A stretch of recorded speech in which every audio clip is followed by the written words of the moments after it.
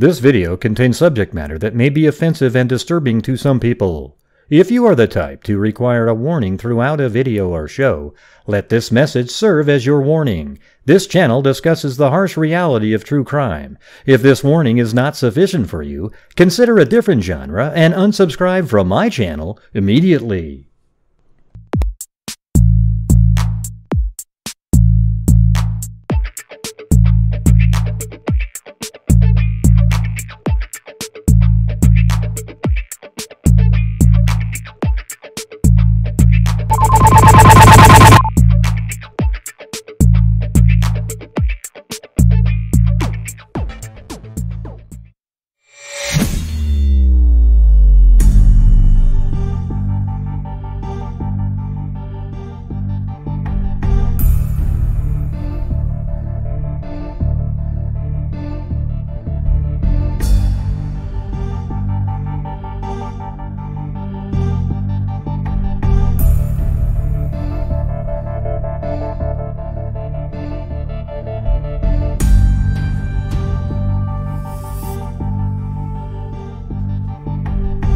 What's going on? Free! Yeah, the Greybot 9000.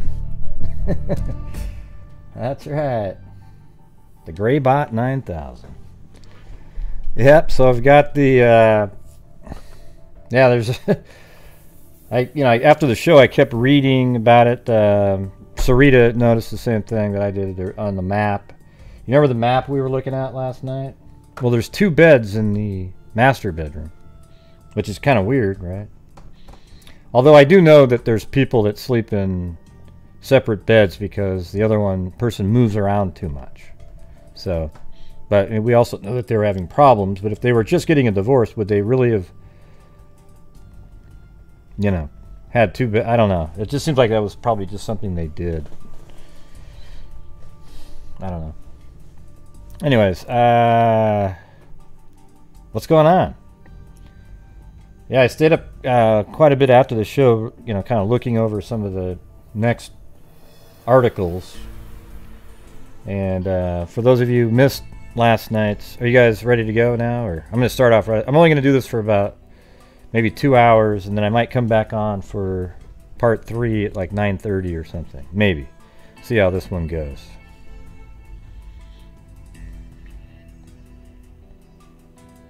How many people are here? 50? 54, Jesus. Lame. Lame. Thank you. Chewbacca? Ryan Joe. Oh, I'll be Chewbacca if you want me to.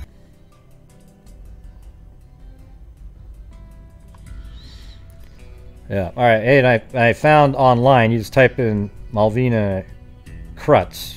It's hard to remember that because Kurtz has the same letters in it, but it's Krutz, K-R-U-T-Z. This is the coroner's death certificate. It says right here on it, Malvina S. Krutz, that's her name, and then looks like, not sure what this, maybe 12 years in the county. But down here it says cause of death, drowning. And then it says traumatic sub, like something oid hemorrhage, probably inner, I don't know if it's like subhematoid or whatever that. And then bruise above the left eye, and then maybe like contusions of lips. I don't know. Lacerations of lips.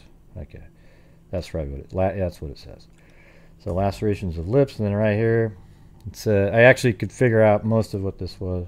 Found dead, submerged in water-filled bathtub and then I don't know if this says like warm water or something, but it says she had evidently been placed while unconscious from blow or blows on head. Okay, because that fits exactly what we were reading about yesterday. This part right here, I'm not totally sure what that says right there.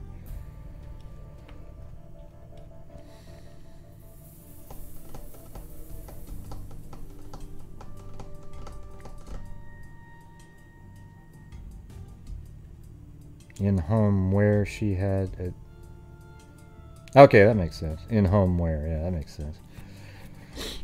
Bathtub in home where she had evidently been played. That makes sense. All right.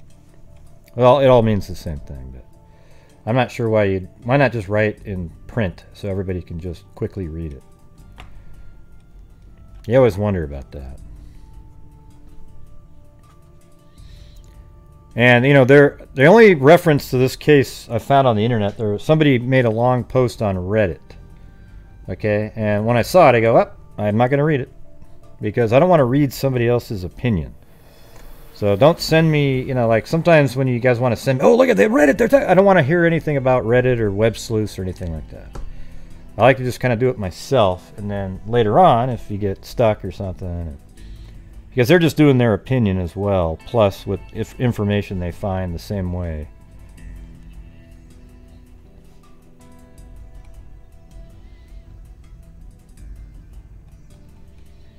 All right, so there's that. I'm going to show you guys some of the, I downloaded a few extra articles first, and I'll go to those. So the new ones, I actually found reference to him. Second Lieutenant Charles Estelle Krutz, husband of Miss Malvina S. Krutz.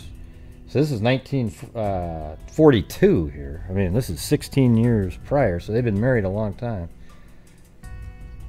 It's at the new Air Force Officer Training School, Miami Beach, Florida, to direct administrative and supply operations of rapidly expanding ground forces.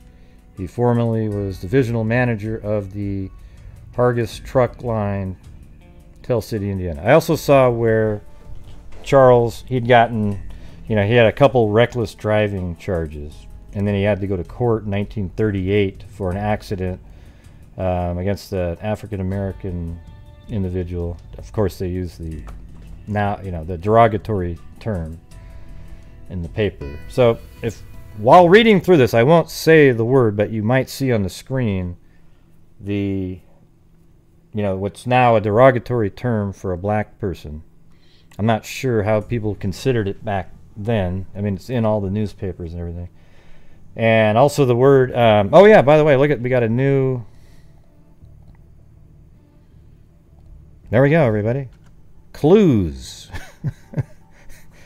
C-L-E-W-S. Okay, because that's all over these articles. All right, so I just want to let you guys know that if you see it, you know, I can't do anything about it. It's just part of the article. All right, I won't read it though.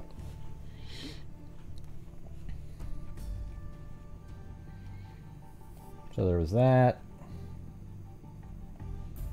And there's another one from about a month later. Charles Krutz, husband of Miss Virginia, has completed a 6-week Virginia Street, a 6-week course of military instruction and physical conditioning at the Air Force's Officers Training School at Miami Beach, Florida, and has graduated into the Army Air Forces. All right, so yeah, he obviously served in World War II there. Okay. And then also, I'm going to read these two articles, all three of these next ones, because they're from the same early time period, January. She was killed on January 29th. And let me just go through the timeline that we have right here. So, January 29th, 1958, at 8 a.m., Charles Jr. I have to, see, the thing is the son's name is Charles also. But he's not called a junior, he's Charles L. I'm just going to call him Junior, or son, or whatever. So at 8 a.m., Charles Jr. Krutz left home for school, and Malvina's still alive at that point. At 12 o'clock, Charles, the son, went home for lunch from school, 55, and let me go show you where that is. Very close to the house, actually. So there's school 55 right there, and they live right there. So it's just a really short little walk home. I mean, I wouldn't even imagine that's not even a mile. So if you go from here to there to here, yeah, it's half a mile.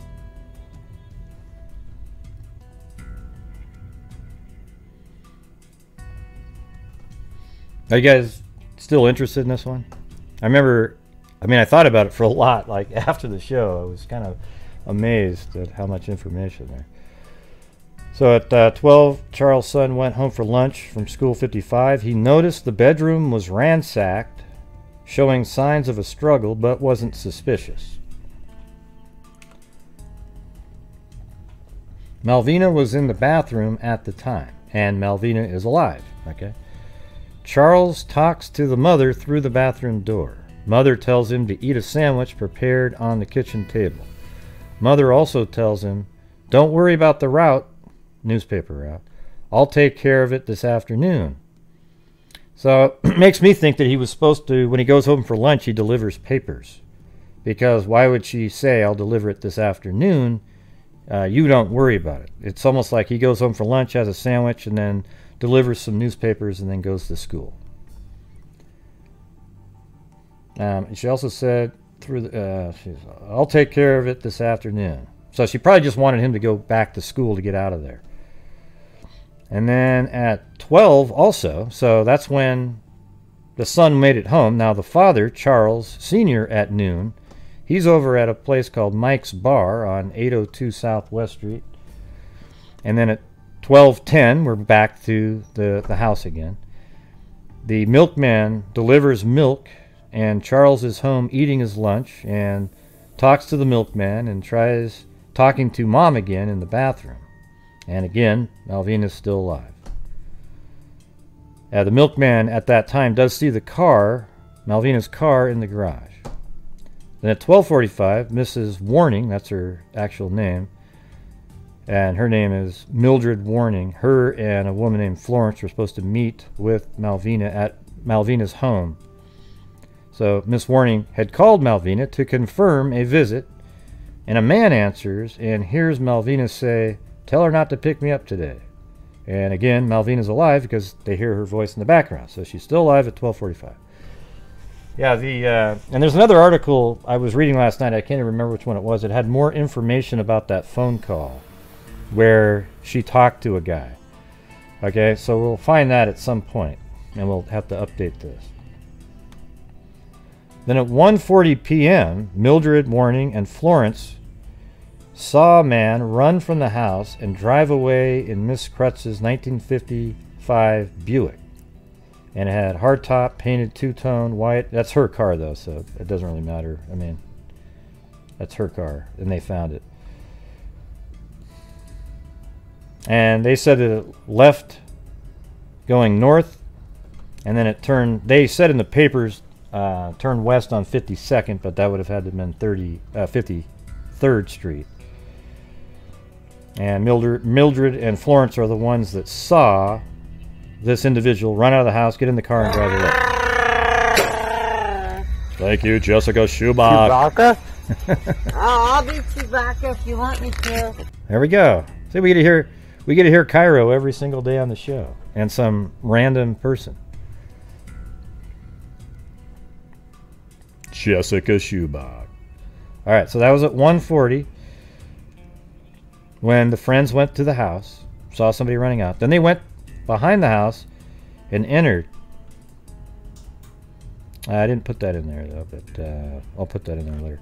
At 1:55, let's see, let me put that in there. Went behind, went to the back door, and went through and opened door. Okay. And then at 1:55, Charles Sr., so just 15 minutes after the girls were at that house, and saw the guy leaving. Well, at 1:55, Charles Sr. visits a friend named Charles Fleck. So it's actually a guy. I found this out later last night.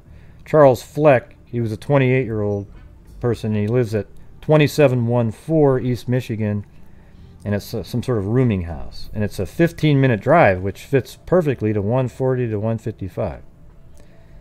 Okay, then at 2:45, Charles Sr. leaves the Fleck house. 3:20, Charles Sr. is seen at 202 Southwest Street.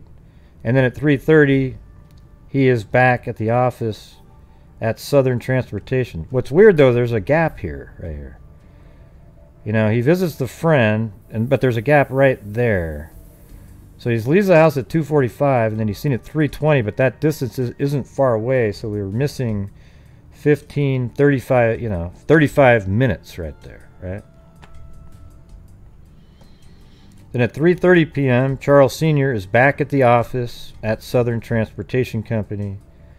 Then at 3:35, Charles, the son, returns home from school. He went home for lunch, and then he probably just walked back to school. It's only a half mile.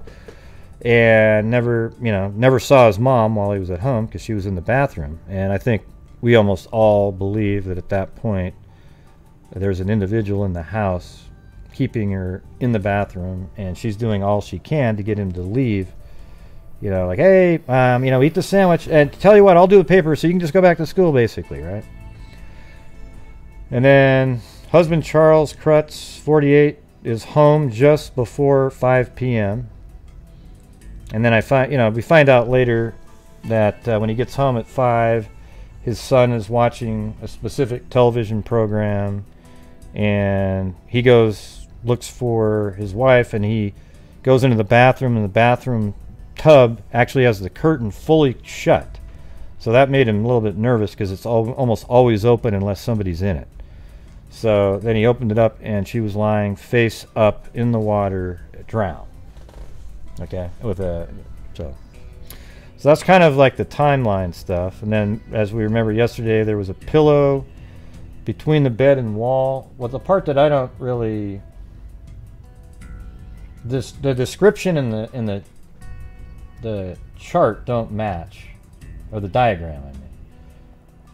So you look at the diagram here. You got the two beds, and then this bed. This is one of the things I was noticing, is that this bed is so much bigger than these. It almost feels like this is the, I don't know. And the paper said that the pillows were found in the bedroom, but the pants were found in the boy's bedroom. So doesn't that make you feel, when you hear something like that, I don't know if this is a newspaper coming up with their own sketch or where they provided this. Because one of the things that was mentioned was that a pillow was between the bed and the wall. So in this case, there wouldn't be a way to do that, but in this room, you could put a pillow between a bed and the wall, right there or here, and also have the option where it said that there were pillows at the end of each bed. So I don't know for sure how accurate this diagram is. This seems like something somebody in the newspaper made, not an official law enforcement diagram and information. And they might have just based it on what they were listening to. Or not listening, reading in their own papers by investigations. But right here, it seems like the pillow might be there, and maybe another one here, and the pants are over here. Now, why it's like that, I don't know. It's something to theorize about, but I might have to actually check. I mean, I think it'd be cool to be able to get the files on this one. It seems like they might release something like this since it's so old.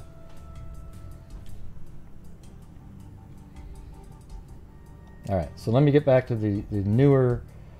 They're right on the 31st, but these are ones that I hadn't had before, so let's see. So this is one I haven't read yet. Police found an automobile today missing from the home of Miss Malvina Krutz, 41 years old, whose battered body was found in a water-filled bathtub in her Indianapolis home. The car turned up 11 blocks from the Krutz home on the north side. Two women friends of the mysteriously drowned housewife told police Wednesday they saw a man drive away in the car early afternoon. That was 1:40. Charles Krutz, 48, called police after returning home from work to find his wife's partially clothed and submerged body in the bathtub. An examination of the body indicated that Miss Krutz may have been knocked unconscious from a blow on the head and placed in the bathtub. The blow may have caused a brain hemorrhage. Meanwhile, it was learned that Mrs. Krutz had filed a divorce on January 13th. There were indications that the couple had tried to effect a reconciliation. Hey, thanks, LM. Hey, look at that. No passwords.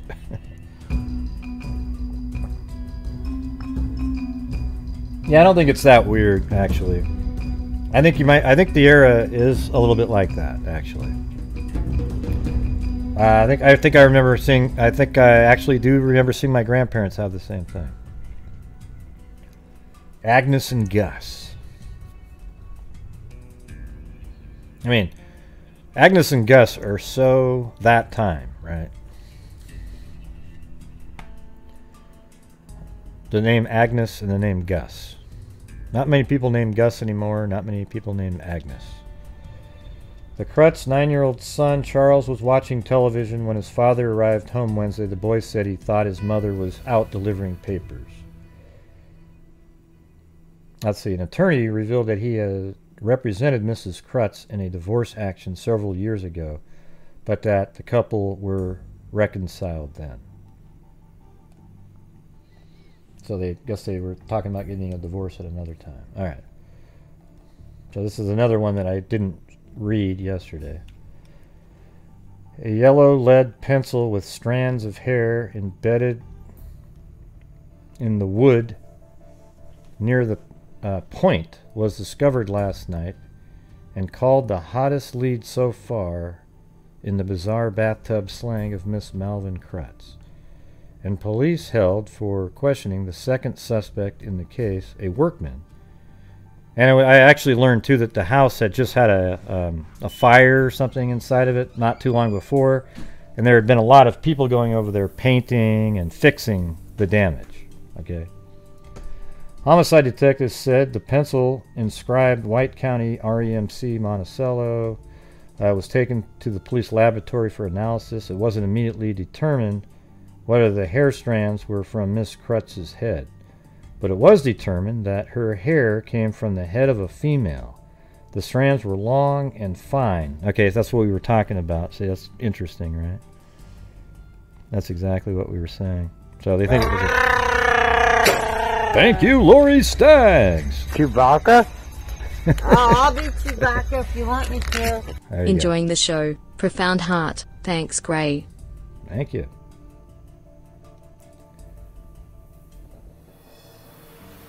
The strands were long and fine. A spectrograph test was planned for today to show whether they came from the Mrs. Krutz's body.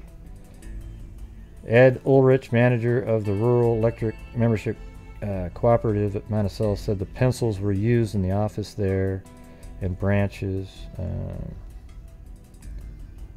Emphasis was placed on the hair strands by detectives because the forehead and scalp of the slain woman showed lacerations. Detectives theorized a pencil in the coat or shirt pocket of the killer could have caused such a mark during a scuffle. And I think this might even be the actual picture. I mean, how crazy is that they put that out there? I mean, I see a hair, right? I don't know if that's what that is, or I don't know. This might just be a picture of a pencil. Telltale pencil, all hairs, murder clue. See, CLEWS right there, right? The woman, Mrs. Florence Kubert, 42, of 155. Let's see. And the man was driving too fast to make identification possible.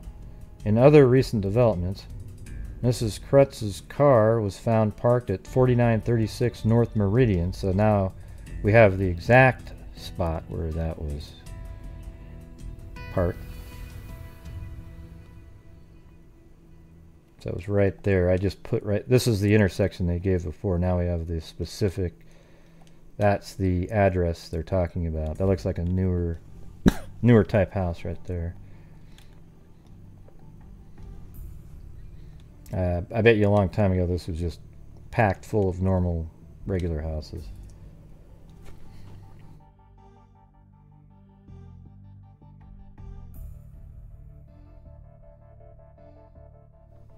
Let's see.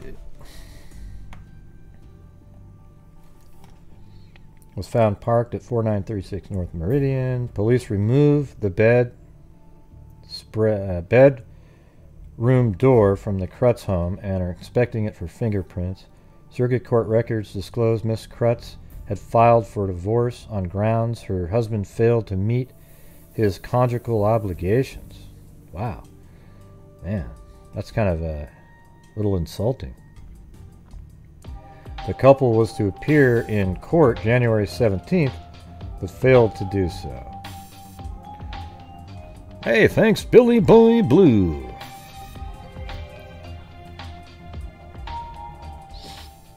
Just a quick in and out. Gray is the man. End transmission. Thanks.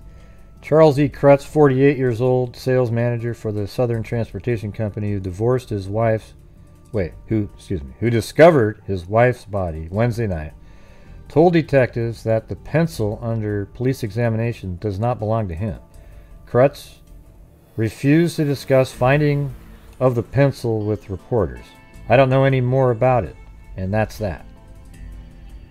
Mrs. Warning, who had taken a pencil and paper from her purse to write a note to Miss Krutz during a visit to the Krutz home the afternoon of the slaying, said she returned her pencil to her purse before leaving.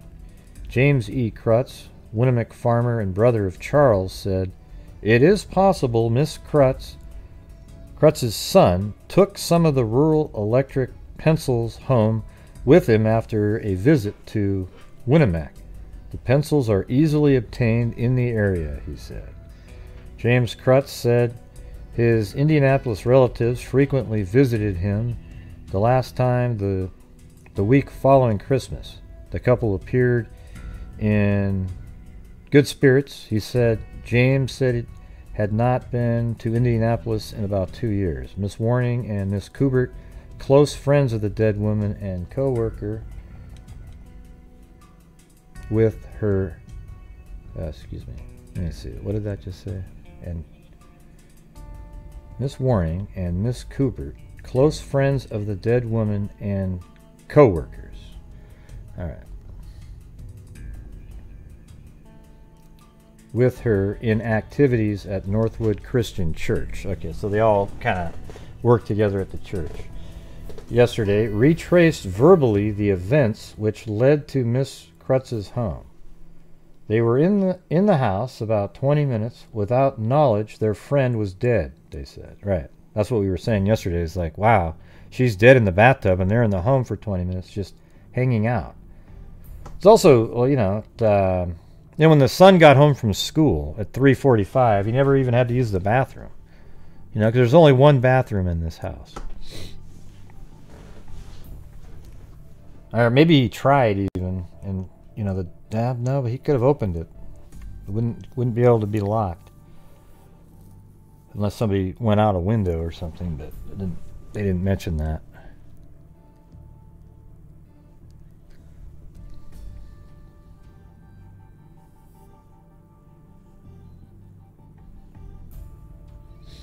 Are you guys still talking about that? Jesus Christ! We're moving on to the next parts of this. That was so long ago. Jesus had nothing to do with it, Gray. Okay, sorry. Yeah, if you keep focusing too much on that, you're going to miss a lot of the details, and then you'll start asking the questions. Okay, a simple answer is he wasn't having sex with her. Boom. Next, we're on to the next part. All right, he had been after, let's see, now I don't even know where the hell it was. Christian church yesterday. They were in the house about 20 minutes without knowledge their friend was dead. I called Malvina at 12:45 p.m., said Miss Warning. I know what time it was because you can see the clock there on the wall at her home. Huh, what do you mean at her home? I called Malvina at 12:45, said Miss Warning. Maybe at her other friend's house. She had been after us to come over and see the work being done at her home because there was a fire, right? So they were over there and they were, there was a lot of people in and out of the house putting up drywall, not drywall, but like wallpaper, paint. Maybe there was drywall. I don't know. But she goes, hey, come over and check it out. They had a plan. She had been after us to come over and see the work being done on her home. She was really proud of it. I was ashamed of myself the way I had been putting her off. She was a busy person, active in so many things. PTA, we wanted to let her know we were coming. A man answered the telephone. So when they called, a man answered the telephone. It wasn't her husband. I know the voice. You know the husband's voice. I know the voice. I asked if I might speak to Malvina. So this is that new information that I was telling you. So let me get this out here. 12:45. Okay, so this is going to be... The man said, you know, so that's kind of weird, right? So she says, can I speak to Malvina? And he said, spoke to man, he said, well, I didn't put this in yet because I didn't want to give away some of the stuff that was I just read or just a few minutes before.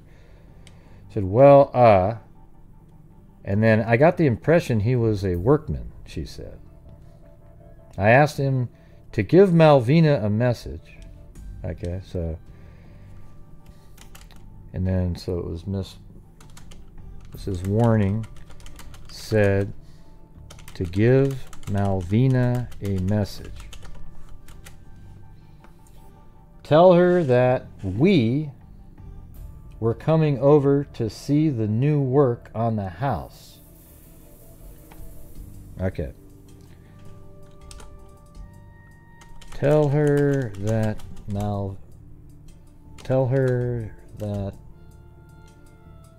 let's see, Mrs. Kubert and I are heading over to see the work on the house. Okay.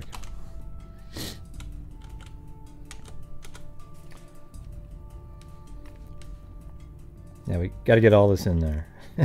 I'm actually making, you know, as I'm going, probably pretty close to the script, okay, for the Nefarious version of this.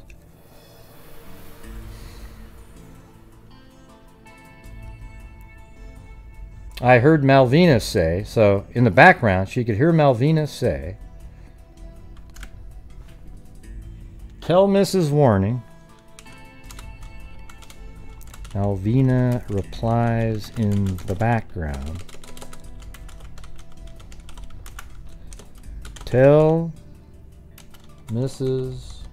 Warning that I have to take Buddy, her son, to school and will pick her up at 1:30. Weird. Okay.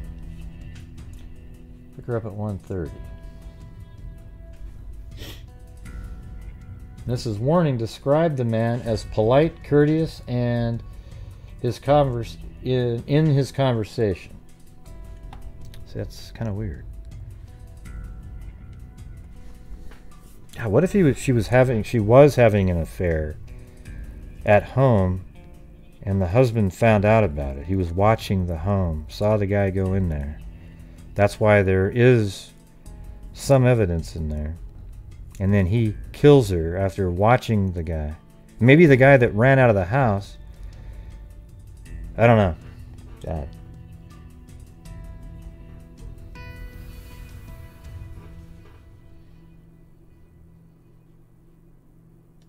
Yeah, I'm going to have to get rid of Anna Morris in here. We're just going through it, alright? Thanks. Can't stand it. Yeah, he did. He communicated with her.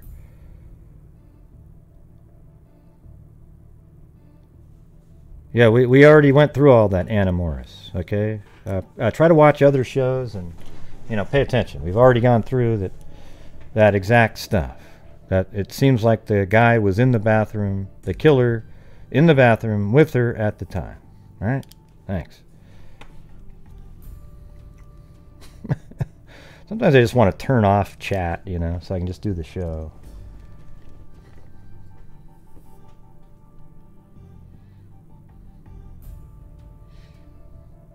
Yeah, and why would he even answer the phone, you know? I mean, it's just crazy. That why did he answer the phone? Because what if her husband was calling? Let me ask you that. What if her husband called? Why would a worker answer the phone? I mean, I guess it could kind of make, like, maybe she said, hey, could you get that? Because he wasn't posing a threat at that time.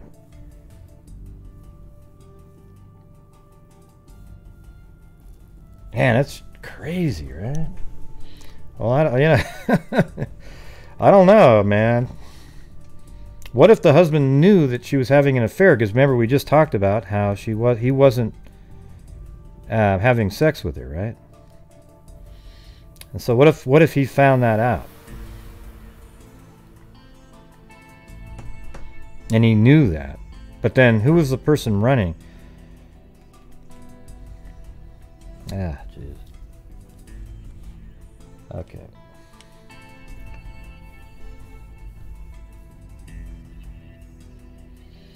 Alright, so I asked him to give Malvina a message. Tell her that we... Wait, but also, how did Malvina know what the question was? I heard Malvina say, tell Miss Warning that I have to take... Or maybe she didn't, she just blurted that out. Wait, tell Miss Warning that I have to take Buddy, your son, to school. No, she must have known because they were just randomly saying, hey, we're going to come over and check out the home. So how did she know? I mean, it's not like, I'm not sure that there were speaker phones back then. Miss Warning described the man as polite, courteous in his conversation. She said her suspicions were not aroused by the fact that the man answered the telephone. She said several men had been working on the house repairing damage caused by fire on December 16th. Okay, so that's when the fire was, let's see.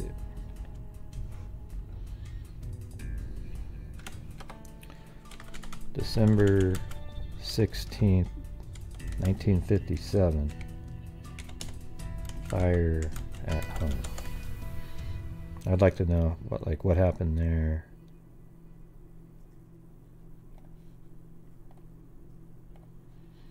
Okay. And so that means it was probably 6 weeks later.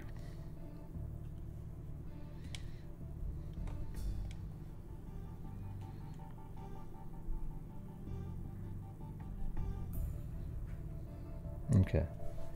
Man answered the phone. She said several men had been working on the house repairing damage caused by fire on December 16th, some on the inside. Miss Warning and Miss Kubert were 10 minutes late for the appointment.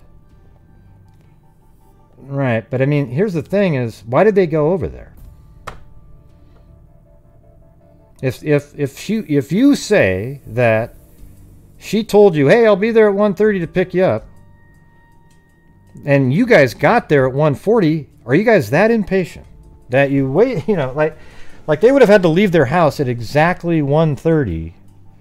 Like, where is she? Where is she? Okay, let's go over there ourselves. You know, I mean, that's just so ridiculous. Like, so because they got there at 1:40, and she said, I'll pick you up at 1:30 because I had dropped my kids off. But you were so impatient that you drove over and were at her house at 1:40, saw a guy get in a car, take off and run. Then you went around the back of the house and entered a door that was ajar, went inside the house, waited for 20 minutes, and were so upset that she bailed on you guys. Well, hey, how about this?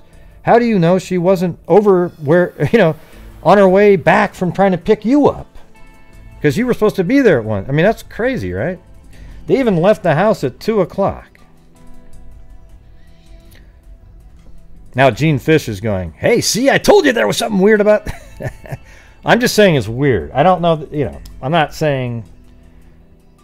It's just really bizarre to me. You heard in the background her saying, I'll pick you up at 1:30. Well, let's say, you know, Maybe you guys waited till 1:35 and then said, screw it. And then you took off, got over there, and you sat around in her house waiting for her.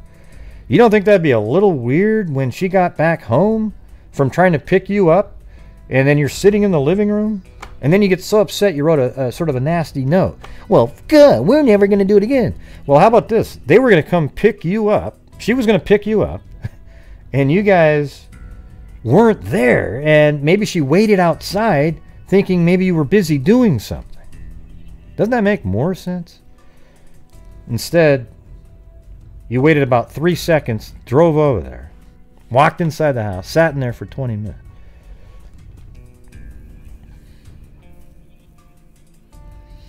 Yeah, well, there was a bloody towel at that back door, yeah. I mean, I don't know. They didn't put that in that diagram either, so. Miss Warning and Miss Kubert, as in Kubitschek, just kidding, were 10 minutes late for the appointment. As they approach the Krutz home, yeah, right here, from the south on Guilford. Does that make sense? Let me see. Where do they live?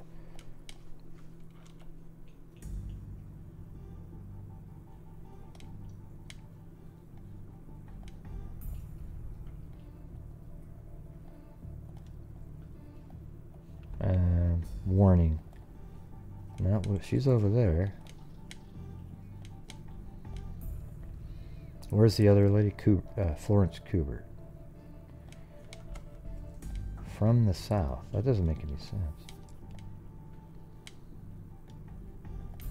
Wait, I'm kind of confused right now. Oh yeah, that doesn't make sense.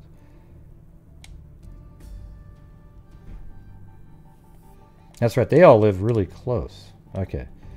So this is Florence Kubert and Warning. So yes, they would be from the south. They would have driven like that. Okay, that makes sense. From the south on Guilford Avenue, she said Mrs. Krutz's car was backed out of the driveway. Backing out of the driveway. So it was backing out of the driveway. So let's take a look at what we're looking at here. This is the home. The two friends drove this direction up the road right here.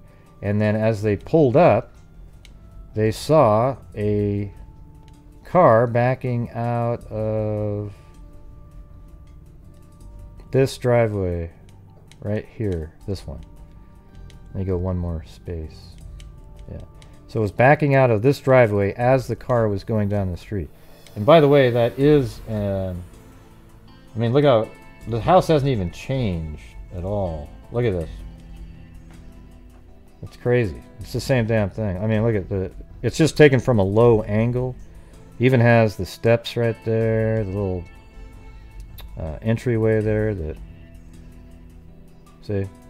Even has the house number is exactly in the same spot. I don't even know if they've changed that. And look at the tree, the Y tree right there. I like stuff like that. Thanks, Don't Rena forget a cup Maloney. of coffee. Yeah. Yeah, don't forget a cup of coffee.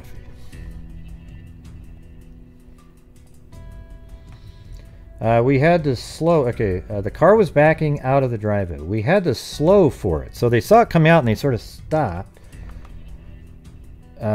I said, Florence, honk your horn. Honk, honk. There goes Malvina. Well, how about at that point? Didn't you think she was a little bit late picking you up? And then wouldn't you... Oh, and then maybe they did, and then they sat around waiting for her to come back. But again, why did you drive there that quickly? Then we saw it was a man.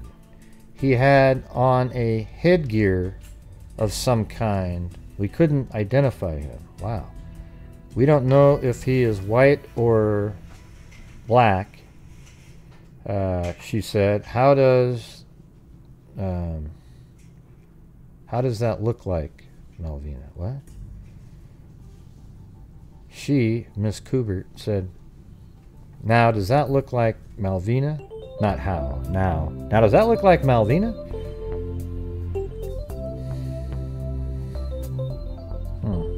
Alright, so let's see. Let me add some stuff to this.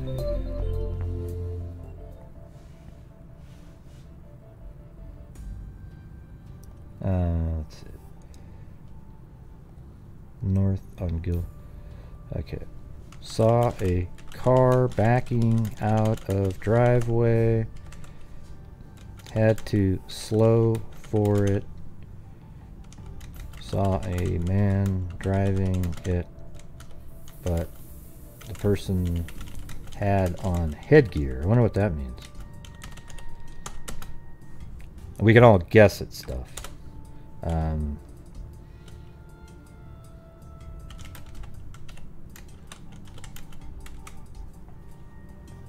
Thanks, Gwen Jackson.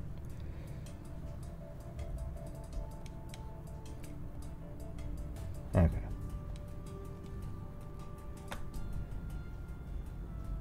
All right. This is a lot more. I'm glad I pulled this one up because it's a little bit more detailed than the other ones. I said, Florence, honk your horn, honk. There goes Malvina. So then the women waited in the house for 20 minutes, then wrote, say, a nasty note, because that's what it was. They said that in the earlier article. And left when Mrs. Krutz failed to appear. Miss Warning described Miss Krutz as a forceful, friendly person. Whatever the hell that means. A woman who loved her home. She said Miss Krutz had been in excellent frame of mind since reaching a divorce agreement with her husband, which would let her keep the house. Ooh, that's a little bit different. Police today gave little credence to a report that Miss Krutz's car found on North Meridian Street yesterday is the same one reported to have been seen in about the same location Tuesday. Right, so somebody said, oh, we saw it there on Tuesday, but it probably wasn't. Fingerprints found at the scene will be compared with those of all persons known to have done repair work around the Krutz home. Born at Louisville, Miss Krutz had lived in Indiana. Huh, okay, I was looking for that. Lived in Indianapolis since 1946. I think she'd been in Indiana. They lived in Evandale, I think.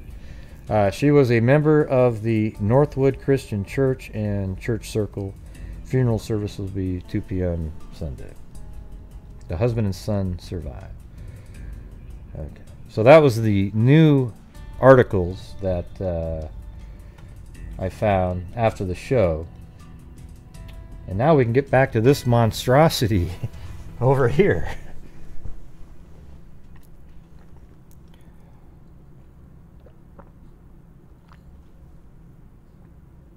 Yeah, I mean, whatever headgear is, we don't know what a hard hat, hard hat, headgear, we don't know.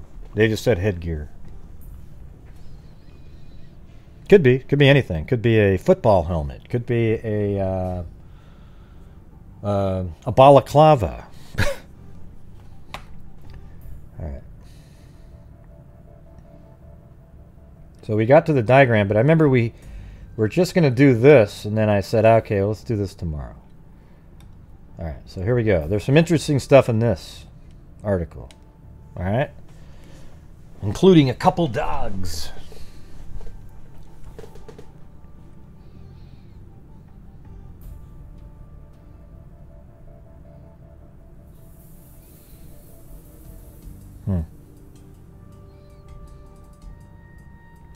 Hey, thanks, Miss Gus. Police said last night that Charles E. Krutz and Charles Fleck may be asked to take lie detector tests. So remember, I just told you guys earlier that Charles Fleck is the individual that he went to see at, I think it was hold on. My brain is... Yeah, 155, which is an exact 15-minute drive from their house, where at 140 a car was leaving the house. Awesome work as always, Gray. Growing heart. Smiling face with hearts. Growing heart. Yeah, I already put that in, Dana. I already said it. Alright, police said last night that Charles E. Krutz and Charles Fleck may be asked to take lie detector tests about their actions on the afternoon when Krutz's 41-year-old wife died in Northside home. Chief Frank A. Mueller said it is standard procedure to ask persons to take such a test when any of their statements are in question. Our detectives are not satisfied with the stories those two gave. You're going to have to be a little quicker next time, Dana.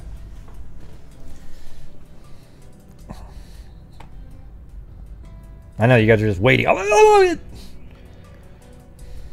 Let's see, what's my name again? Like 19 people type in gray before I mean gray. Yeah, you did try. Okay, so Fleck, he was only 28. Hey, thanks, Kit Kat.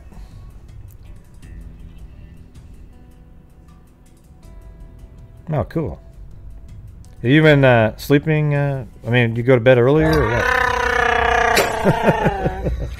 Chewbacca? Oh, I'll be Chewbacca if you want me to. I haven't been able to stay long in the lives lately. I have missed you all and I'm super happy to be here with you all. Yeah, polygraph, Salty, yeah. They gave polygraph tests all the time back then. They actually thought they were really important. What do you mean polygraph with a question mark? Yeah, polygraph test, yeah. Okay. So anyways, police said last night that Charles E. Krutz and Charles Fleck may be asked to take lie detector tests about their actions on the afternoon when Krutz's 41-year-old wife died in the Northside home. Chief Frank A. Mueller said it is standard procedure to ask persons to take such a test when any of their statements are in question. Our detectives are not satisfied with the stories those two gave. Fleck, 28, he lived on 2714 East Michigan Street, is one of the two persons who accounted for about an hour of the more than 3 hours when Krutz was away from his job. Huh. So we don't, that makes it, Krutz seems more and more, you know, like interesting. Charles, the dad, because he, you know, like why is he away from work for 3 hours? The other was Fleck's landlady, Miss Josephine Funk.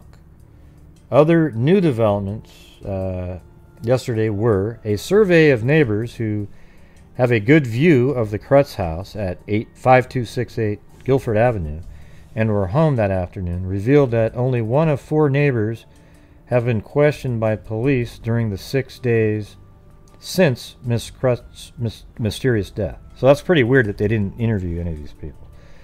Detective Stanley P. McDonald, one of the 2 detectives in charge of the case, said things are liable to start popping in the case late today. He hinted police have valuable information that has not been made public.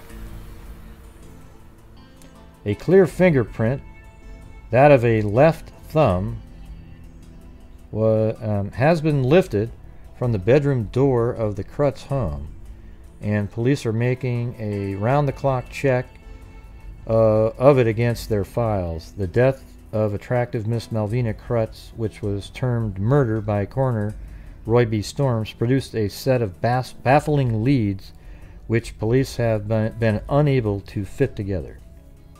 Yeah, I mean, we feel all the same. I mean, I think you can put things together, but it's just, I think most of the stuff that you put together shows that there's an opportunity for the husband to have done something. And it's interesting that her 2 friends said how happy she was that she was going to go through a divorce and that you know, she was going to get the house. So I mean, it seems like it was a little bit further along than we're hearing, right? Or heard prior to this.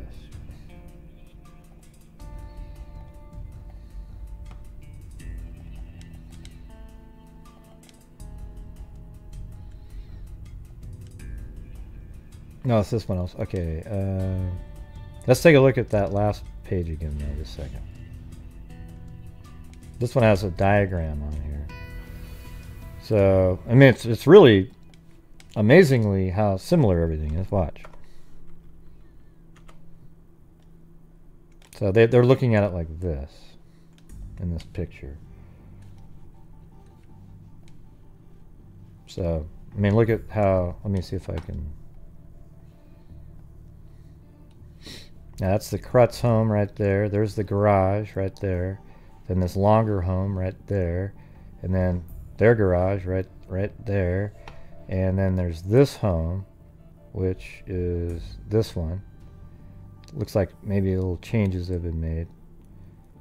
And then they say that there's a dog basically like right here that were pinned back here.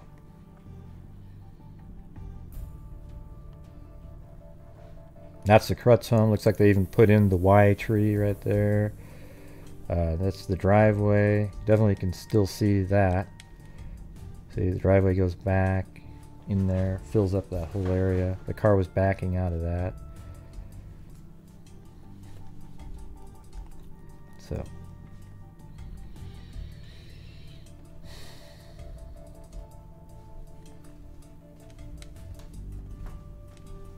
All right.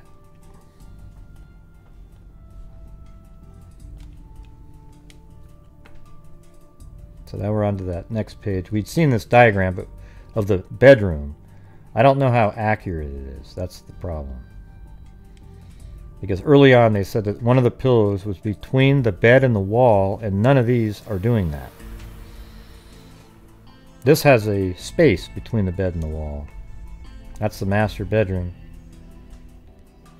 4 close neighbors of the Krutz family said they neither heard nor saw any of the 7 persons known to be at the home last Wednesday. Wow. 7 people. Well, so that would be 3 of family members. Oh yeah, so okay, 3 family members.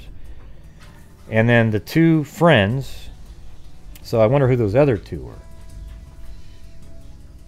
Probably the some of the work people that they've questioned.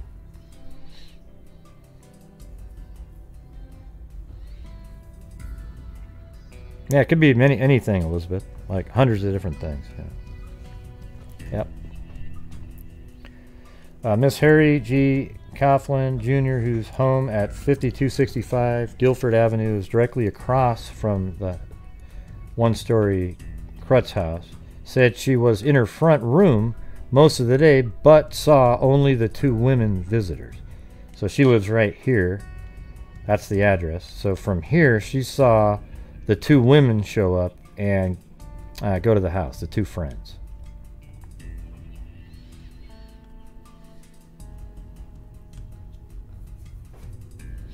Alright, so this is kind of important here. 2 dogs which bark loudly at persons in the Krutz yard, where a mystery driver got in the family car and sped away at 1:45 p.m. I thought it was 1:40, but Wednesday, were not heard barking that afternoon by any of the neighbors. So it normally would bark and bark. The dogs would bark and bark, but they didn't bark this time.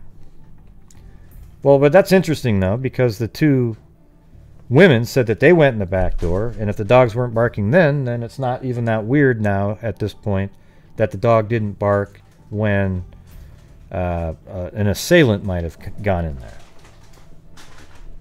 Right? Anyways, I'm going to take a little short break here. Hold on a second.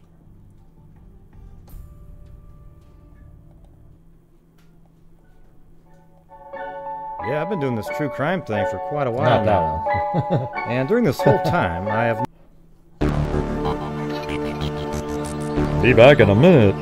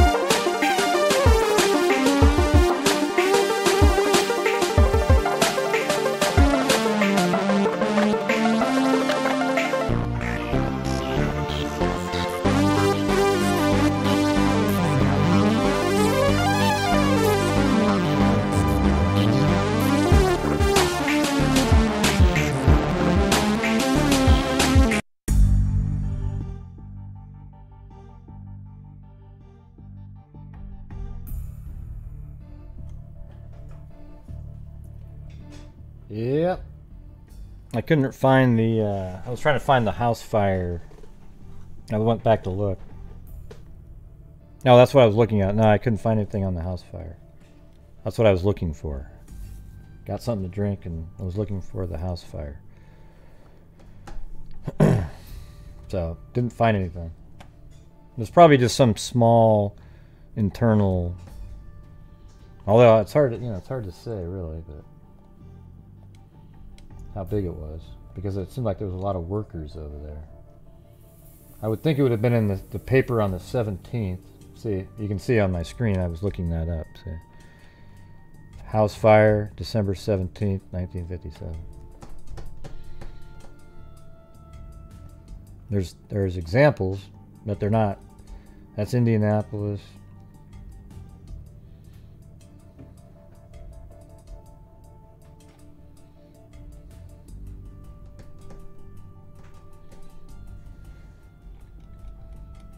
How about house fire? And then I'll put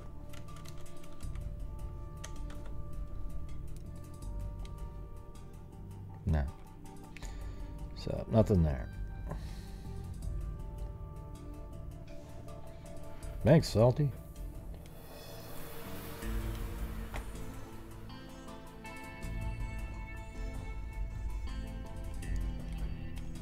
Okay, so now we're on to this one.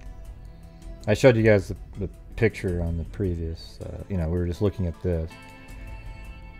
So those were, that's where the dogs were, right over here.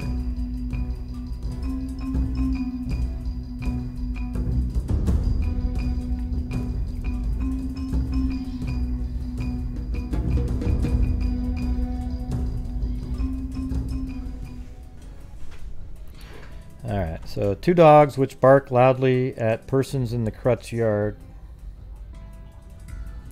where a mystery driver got in the family car and sped away at 1:40, not 1:45, Wednesday, were not heard barking that afternoon by any of the neighbors. Patrolman James L. Mullen, one of the first policemen on the scene after Krutz reported finding his wife's body in the bathtub of their home, pointed out possible discrepancies in the 48-year-old trucking executive's 2 accounts of the day's events. Krutz told Mullen, so the father, see, he's got discrepancies too. Krutz told Mullen that he entered the house by the front door late that afternoon, but his statement to detectives said it was the back door. Mullen says.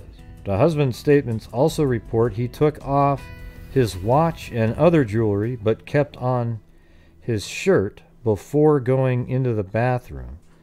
But Mullen says the shirt Krutz was wearing looked unworn. You know, I'm not sure what that really means. I mean, you're assuming that when he went into the bathroom, he grabbed her and picked her up and it would have destroyed his shirt. Or, you know, made it wrinkly or wet or something. Going to the bathroom, but Mullen says the shirt Krutz was wearing looks unworn. Neither Krutz nor Fleck would say last night whether they would agree to a lie detector test. Fleck, a former afternoon manager at Thompson's restaurant, who now is unemployed, refused to talk with a Star reporter and closed the door at the rooming house where he lives. McDonald, so he just answered and then shut it. I'm not going to talk. McDonald's and Sergeant Earl E. Booth yesterday were at Franklin to testify at a murder trial. Chief Mueller answered criticism of his department's handling of the case by saying he has several men working on various aspects of it. He said 7 men from the Identification Bureau spent more than 12 hours in the Krutz home after the murder, and evidence from the house still is being examined. We must gather evidence in such a way that in such a way that if and when we make an arrest, we can take that person before a judge and jury and get a conviction. Sounds like it's one of those cases where they have a pretty good circumstantial stuff, but they decided to never go to trial. And I think, man, if you're getting late in the years, you just give it a shot, you know, see what happens.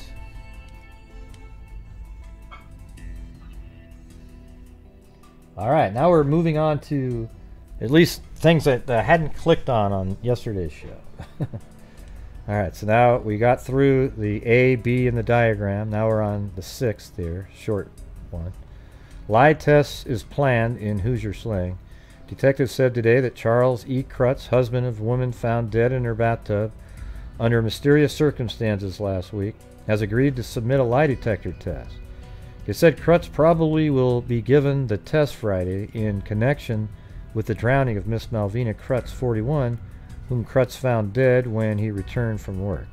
A similar test will be given to Charles Fleck, a friend of Krutz, who told police Krutz was in Fleck's apartment during an important hour. It's also a little, it's weird, you know, he was there at 1:40, the house was leaving, a car was leaving the house at 1:40, and then all of a sudden this Fleck guy knows that he got there at 1:55. But the thing is why would you want to be, if he is an alibi person, wouldn't you come up with something that's different? Like, yeah, he was at my house at about, you know, 1:40. Instead, it's this exact time frame, because it takes 15 minutes to drive from the Krutz's home to Fleck's house. And when the two neighbors showed up, I mean, the two friends of Malvina showed up, was at 1:40, and the car's pulling out, and then 15 minutes later, the exact amount of time it takes to drive, a car shows up at Fleck's house, which is Charles, right? You know, I'm sure there's some wiggle room here. It's not exactly 1:55, and it's not exactly 1:40.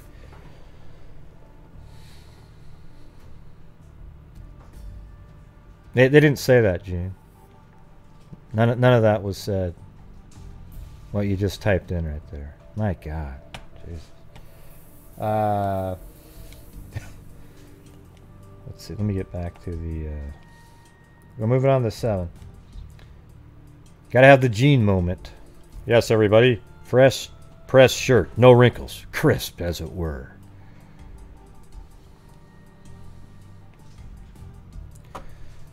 All right, the dog's not barking is a big clue. Well, maybe, Susanna.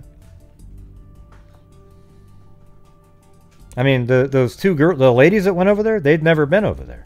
So why wasn't it barking at the ladies? I think it's just one of those things that might be a clue and it might not be. I don't think it's a big anything. I know that you want to insert the dogs as being really important in the case because that's your gig, but I don't know if it's a big anything. Thanks, Lee D.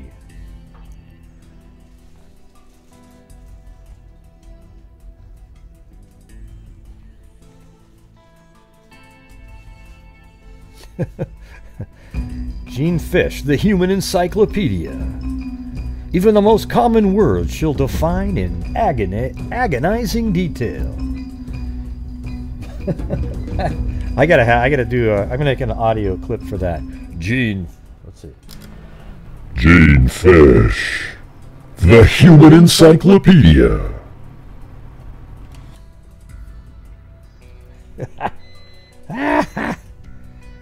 Oh man, yeah, Genopedia. There you go. Okay, lie test clears. Look at this one. Lie test clears. Krutz and friend. Do they never say that anymore. I mean, lie detector. I think a lot of people were cleared back in the day with these lie detector tests that are absolutely proven to not be very accurate. They only use them to see if you'll take it. And then once you take it, they're like, oh shit, they're already kind of on their back feet at that point. And then they go through the whole rigmarole, and if they find a couple of things that are off, they'll go, oh god, you massively failed it, to try to get you to... Oh, that is true. They do put quotes on it. I didn't know they had air quotes back then. Police said, or they could just be actually quoting, right? Police said this afternoon that lie detector tests had cleared both Charles E. Krutz and his friend Charles Fleck in the bathtub murder of Krutz's wife here last week. The 48-year-old Krutz spent about 4.5 hours at the police station. At the end, detectives said, expressed a desire to continue helping with the investigation. So he said he wanted to keep helping. He had undergone an hour and 35-minute lie detector test and then additional questioning in the homicide division office. Fleck, 28, spent about 50 minutes in the lie test. As Krutz finished the test, his 10-year-old son, Charles L., so the same first name, was brought to headquarters and spent 30 minutes in the juvenile aid division. Why the boy was brought to headquarters was not disclosed. See, the boy is a big part of the story. Actually, I might try to get a hold of him, actually. I know what is, you know, I have some information how to get a hold of him. But he, you know, he knows what was going on, right? He was there.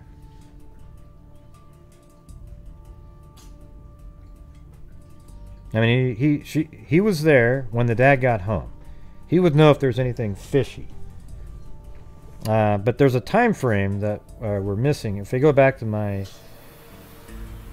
chart here, you can see where I keep saying Malvina's alive at 12:10. She's alive at 12:45. And then at 1:40, so she got killed between 1:45 and 1:40.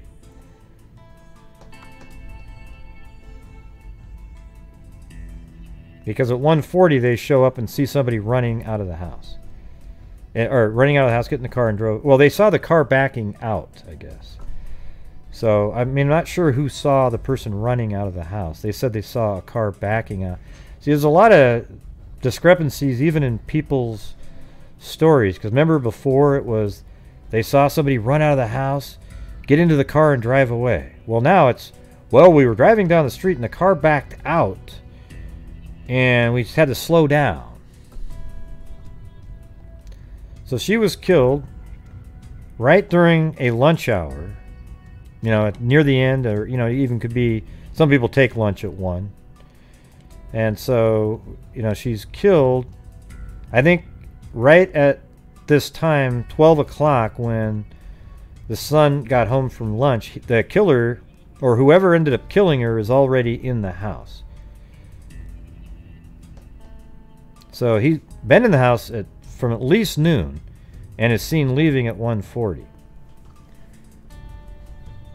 We're not going to get to know what time that whoever answered that phone got there. Man, I don't know. It makes it seem like the person who answered the phone wasn't even a nefarious. Yeah, man, see, here's what my theory was last night.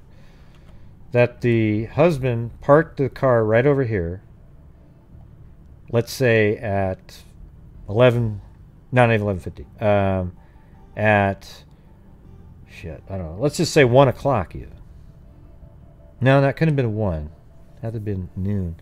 See, that's what's so weird when the sun was home. It's crazy. So let's say about 11:45 he parks here, then walks over to this area, to his home, and he parks his own car over there, walks to his home, goes into the house, confronts his wife, has her in the bathroom when the son comes home for lunch, because he doesn't want his son to know that he's there, because obviously his son knows who he is. I mean, and he's there to kill his wife during this time frame. Prior to that,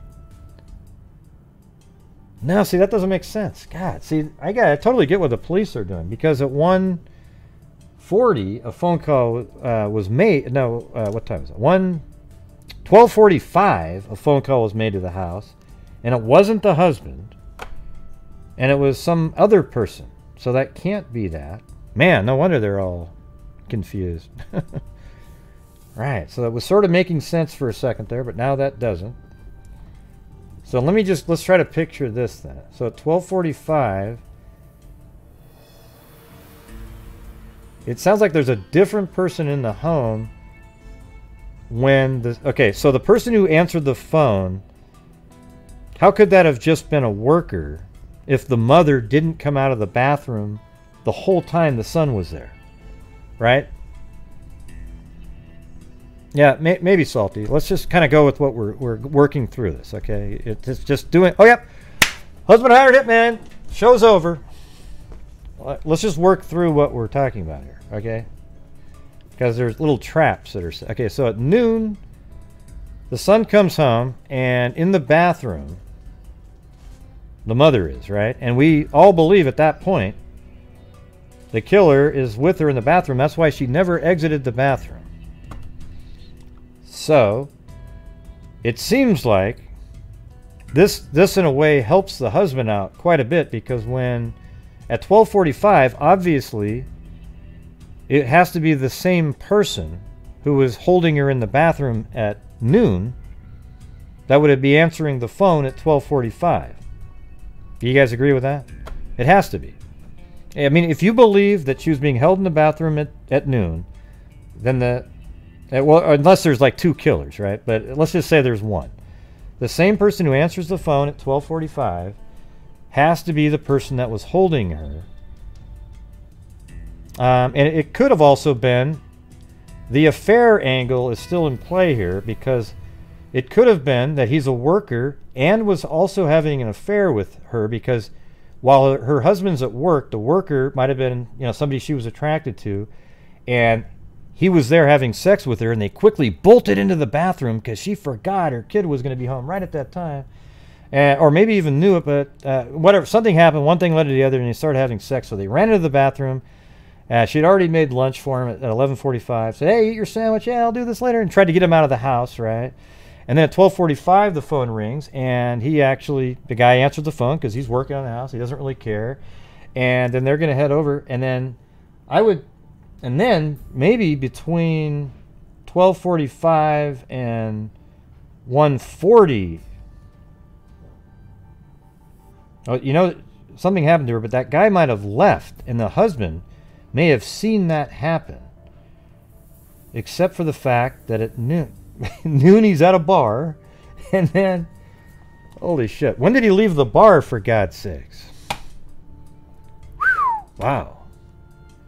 Yeah, the affair thing definitely is possible, but that would make it so that guy wasn't the killer, and then it brings back the husband into the story.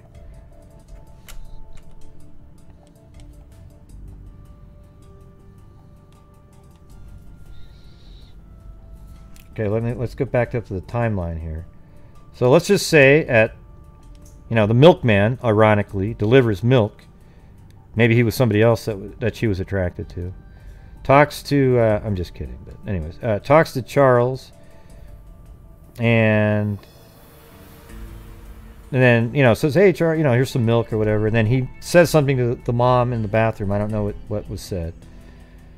Then at 12:45, a phone call's made. Melina's still alive, because she said in the background, tell Miss Warning that I have to take Buddy to the school and we'll pick her up at 1:30. Okay, so then what that means to me then is at 12:45, right after her son left, the guy that maybe she was having an affair with bailed. He took off somehow. Maybe went out the back door, snuck through the... I don't know how he would have got out of there. But there was a guy in the house. It doesn't seem like that's the same person that would have been leaving at 1:40. Maybe. It could have been. But why would you need to kill her if she was willingly having an affair with you? But if she wasn't having an affair with you, or, why would you be answering the phone? See, the answering the phone is something that means something.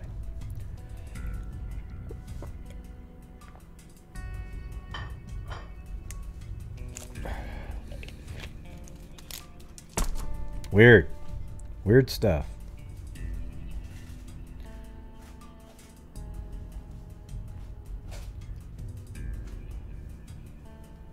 So up at 1:30, and then these women show up anyways, just 10 minutes later. Oh, you're not at my house.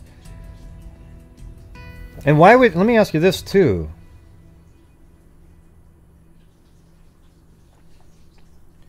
Did she say that because she was going to drop the guy off that she was with? That's why, because this part here, it confused me. The friend said, hey, we're going to come over and check it out. So why would Miss Malvina need to go pick up the two women, right? Why would she need to do that? They were going to come over. But she says, hey, I'll pick you up at 1:30. Oh, as if she's going to give a ride home to the guy that was in the house with her. Maybe. But, yeah, man, it is. You got to admit, you got to see, I mean, we're seeing a lot of the information the police had. I'm sure they have more. You can see how crazy this is. It's all over the place, right? I mean, we're... So back up at the graph here. See, at noon, the husband is at Mike's bar. Okay, but was he at Mike's bar the entire time? Let's see how close Mike's bar is. I do have it in here.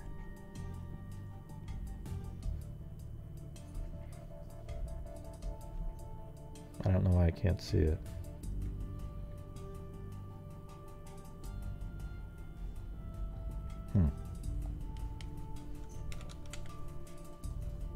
No, there it is.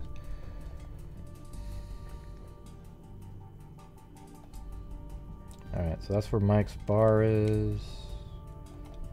Way over there. So, you know, approximately... Yeah, probably 7 or 8 miles away at a bar at noon when the son's at home. But then the next time we hear from him, the husband, he shows up at 1:55. So you're gonna, you know, he's having a few drinks. Man, he really feels like I want to know what evidence and proof that he was at that bar the whole time. You know, he probably went there, had a couple drinks, and he went by the house or something, saw something going on. Because he's got an hour and 55 minutes. You know, we know that he was at the bar at noon, but then he was at his friend's house at 1:55. So where was he really between 12 and 1:55? Part of that we know he's driving.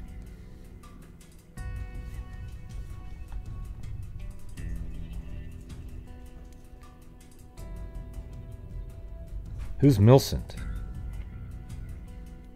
What are you talking about? Malvina, you mean? I don't know. The kid must have obviously gone to school. He was only, you know, he just went back to school probably because the mom said she would deliver the papers. I bet you he had a noon paper delivery. Something like that.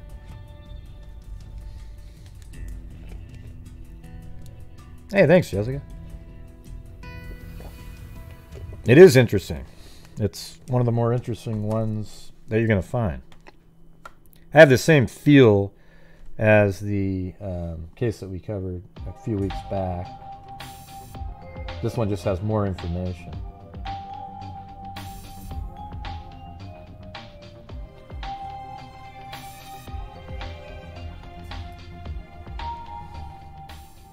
Thanks for covering this case, it's really interesting. Yeah, like Leota Camp. Like that was similarly, you know, it was interesting, just had a little less information. Like quite a bit. Like there isn't really many cases out there that have this much information. Yeah, I mean, I think it seems like, you know, he probably had a couple drinks. I mean, you can make an argument he had time. He definitely had time. But where did the person go that was in the house with her at 12:45? Because, you know, you wonder if he was faking an accent. I mean, it's possible that the husband was actually already there at 12:45 and he was faking an accent. Although, I think him noticing or witnessing maybe somebody leave the house that she was having an affair with would have been really something that would create something like that, where he bashed her in the head and tried to smother her maybe, then put her in a...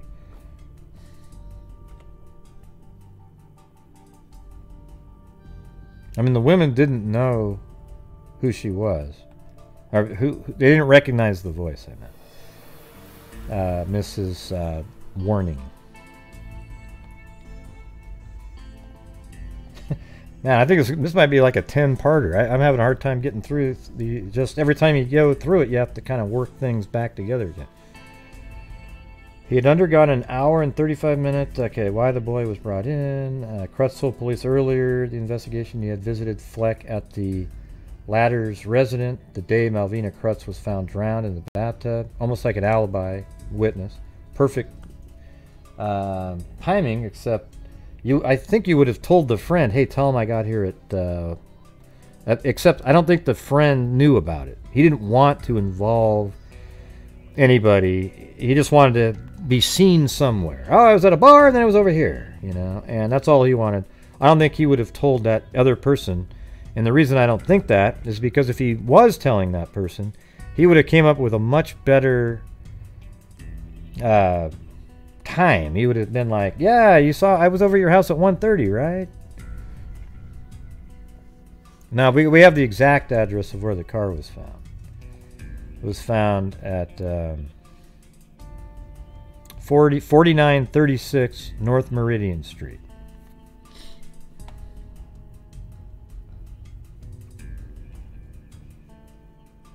But it's just that house isn't there anymore. I can tell the house that's there is brand new. And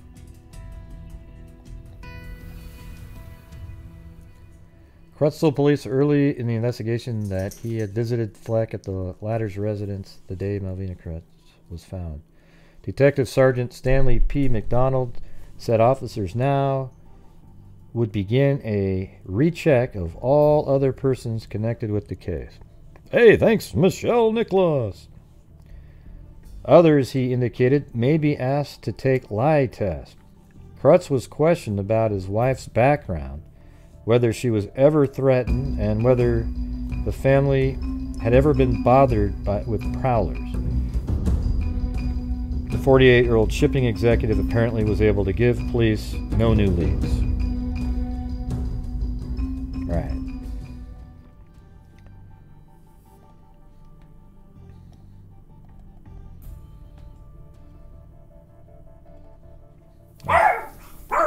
Oh, there's Blue. Oh, yeah. Ah, shoot. Hold on a second.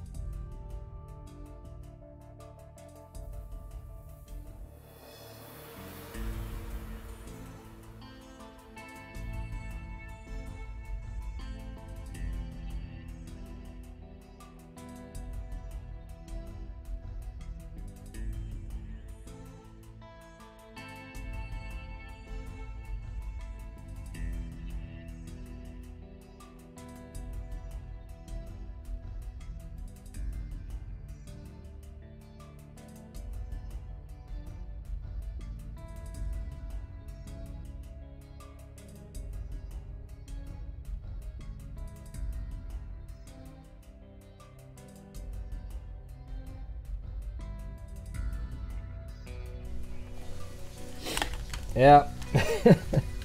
See, that was a mailman. If you want a good alarm, go ahead and get a Chihuahua.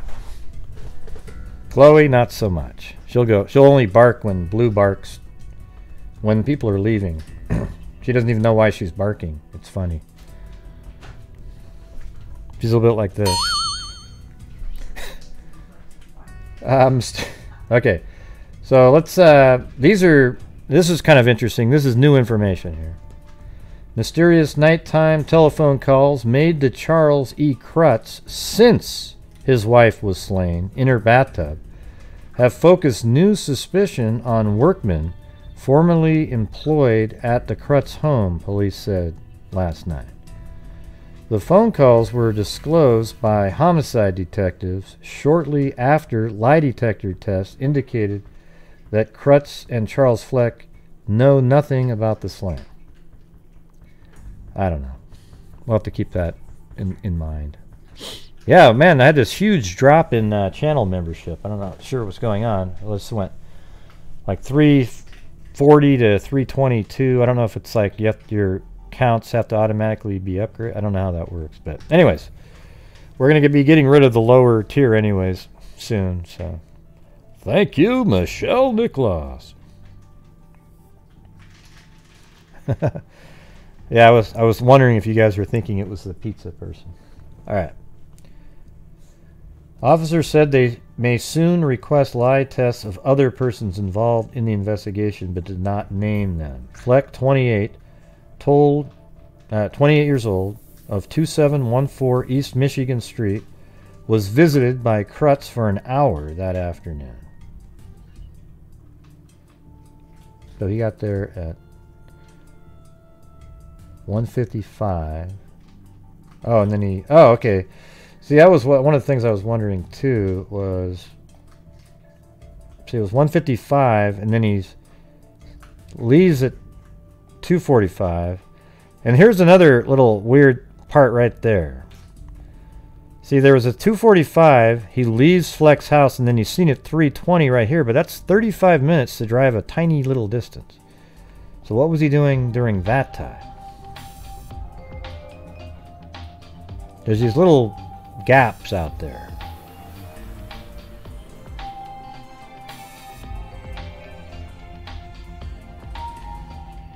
Hey, all right. Keeping it real as always. Already upgraded. Well, thank you. On the trail, Kim. You guys are awesome. All right. Ah, man. This is one of those little mind scratcher kind of deals. Mindbender.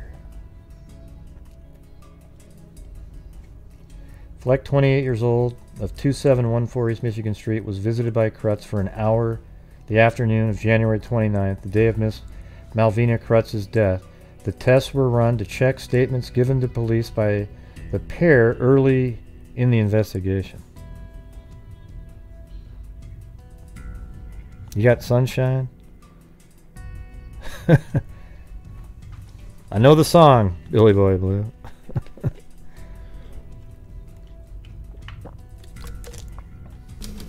Sunshine on a cloudy day. I've got sunshine. Now let's see how it reads it.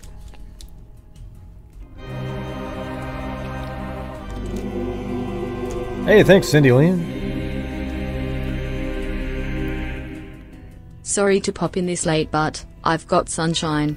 On a cloudy day. When it's cold outside. I've got the month of May. End transmission. P.S. Kubi is a cutie. Ah, look at that. Ah. Oh, so you only have the flu, Billy Boy Blue, not the corona?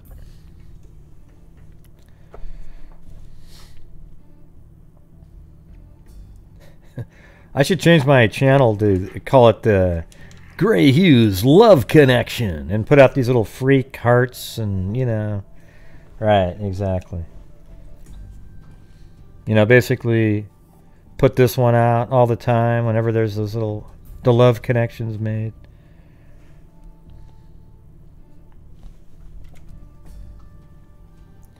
All right, Fleck, 28 years old. Oh, we already got to that part. The tests were run to check statements given to police. Homicide Detective Stanley P. McDonald said Krutz has received 3 of the anonymous calls since his wife's death. So he's gotten 3 calls. Each was made at about 9 p.m. Each time the caller, a woman, asks, "Is this Mr. Krutz?" And then they just hang up the phone. How weird.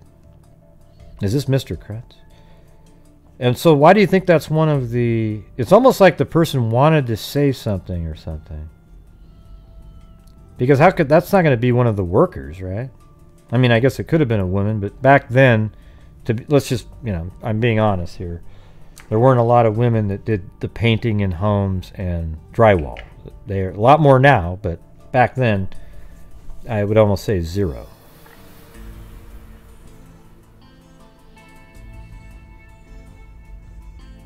Back in 22.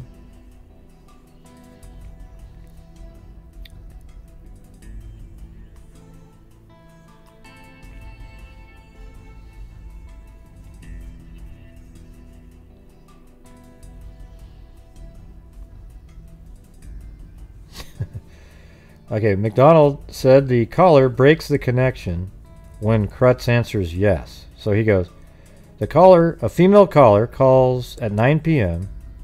around that time and says, is this Mr. Krutz? Yes. Click. The mysterious woman caller has a slight drawl and southern accent, Krutz said. I wonder if there's any evidence these are happening, though. But again, why would he say it was a female? See, it's weird. Like, if he was going to make up a story that wasn't true, he'd say it was a guy. It's a guy. And then that would lead it to be more related to the workers, right?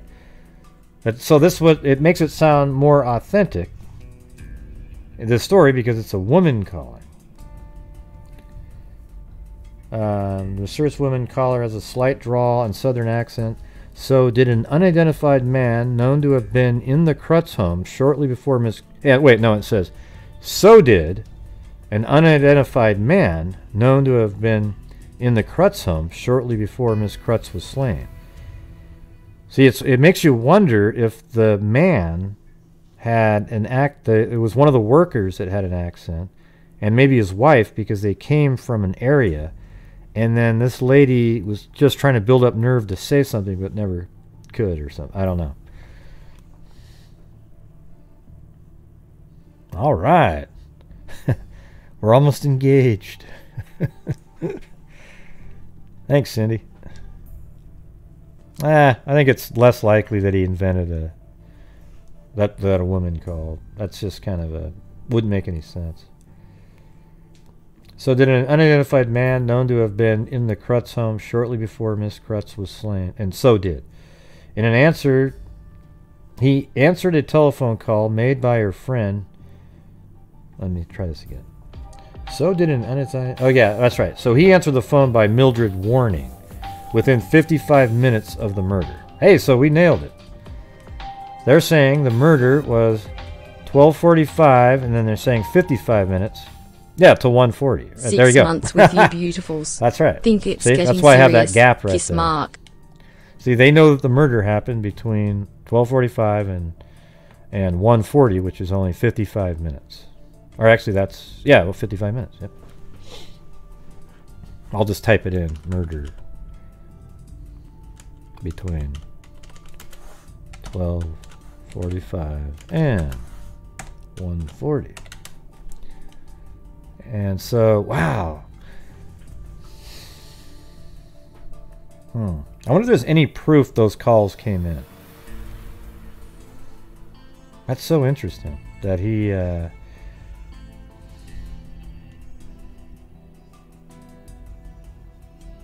mean, I'm trying to think of a scenario where, he was faking that accent, and then he pretends that he got a call. But what he really did was, I don't know how, is it proved that the calls were made? I mean, if this was today, there would have been an arrest made in this case if this case was today. There's no doubt about it. I mean, for a case with this much information.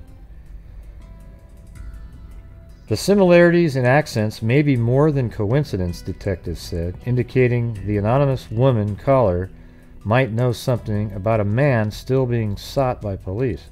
The man is believed to be the same one seen driving Mrs. Krutz's car out of the driveway at 1:40 p.m. the day she was killed. Detective Sergeant Earl C. Booth. Moving on to the next one. B. Pointed out that several workmen had been employed to repair the Krutz's home which was damaged in a fire on December 13th. Oh, I thought you guys said the 16th before. Might have to do another search then on that. Let me try one more. Do that again. Hold on.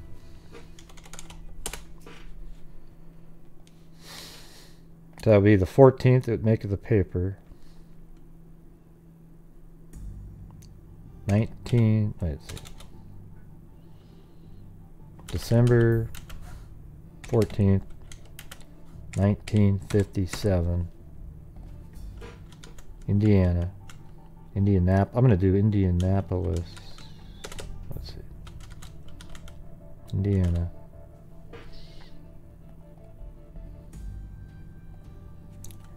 Let's see. Fire. And then Krutz. See if that works.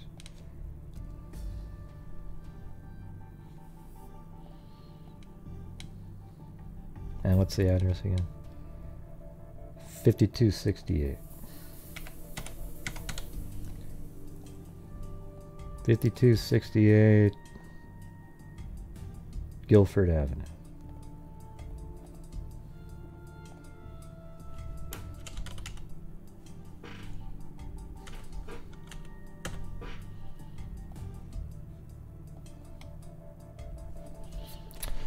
Yeah, no. Let me try. I'll just one more.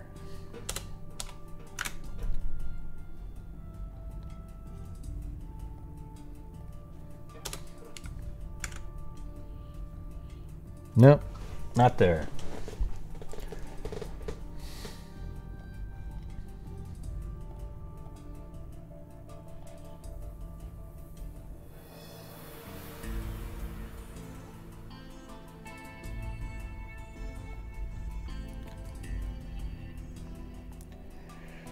All right.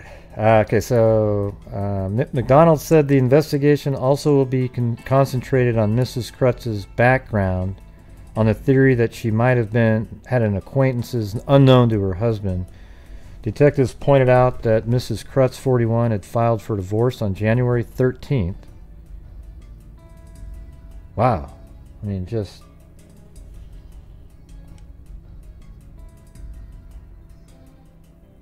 And just 2 weeks before. We already knew that, though. January 13th. Let me make sure I have that in my notes here.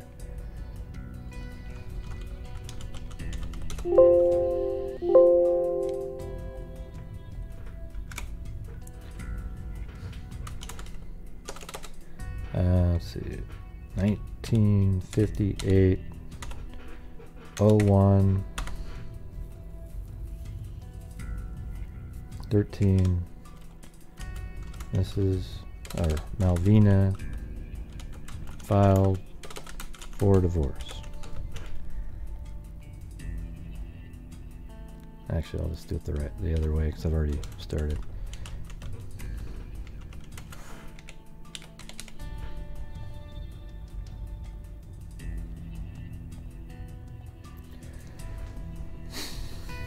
Both she and her husband were to be in court on January 17th, but failed to show up. So they didn't show up. So and then a court order was issued directing an appearance January 30th. So they didn't show up, and I wonder what kept her from showing up on the 17th. I think that's interesting. But then they were mandated to appear on the 30th, which is a day. Ah, Jesus, man, this is so similar to like 1,000 cases at this point. Here we go. And then right here, January 30th, 1958, court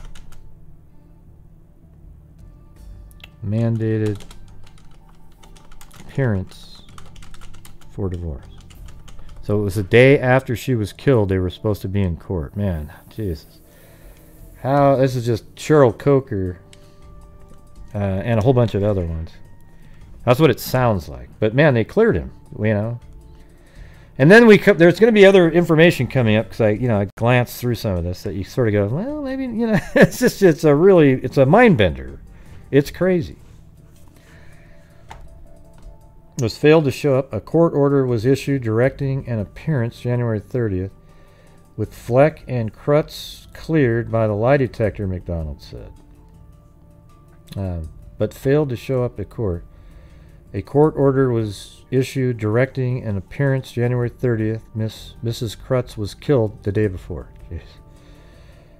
With Fleck, and that's just a total huge, massive red flag, and he was going to lose the house. And he lived in that house for years after that.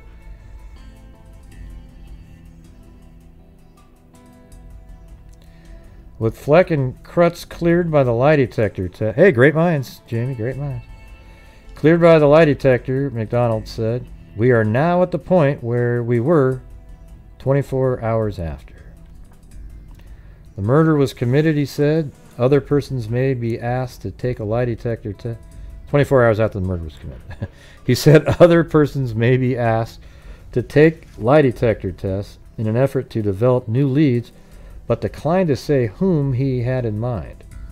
Krutz took the polygraph test in an hour-and-a-half session at police headquarters yesterday. Fleck was tested for 45 minutes. Question involved, blah, blah, blah. We already went through that.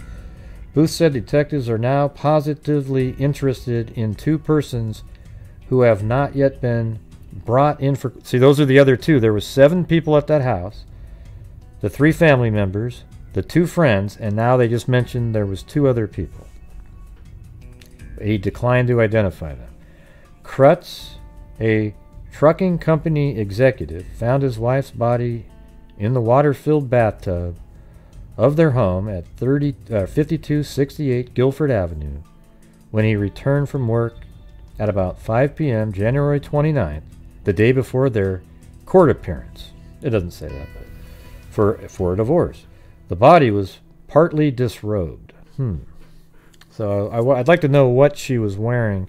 Obviously, she didn't have her pants on. So she might have... They've never described what she was wearing. Neither did the autopsy.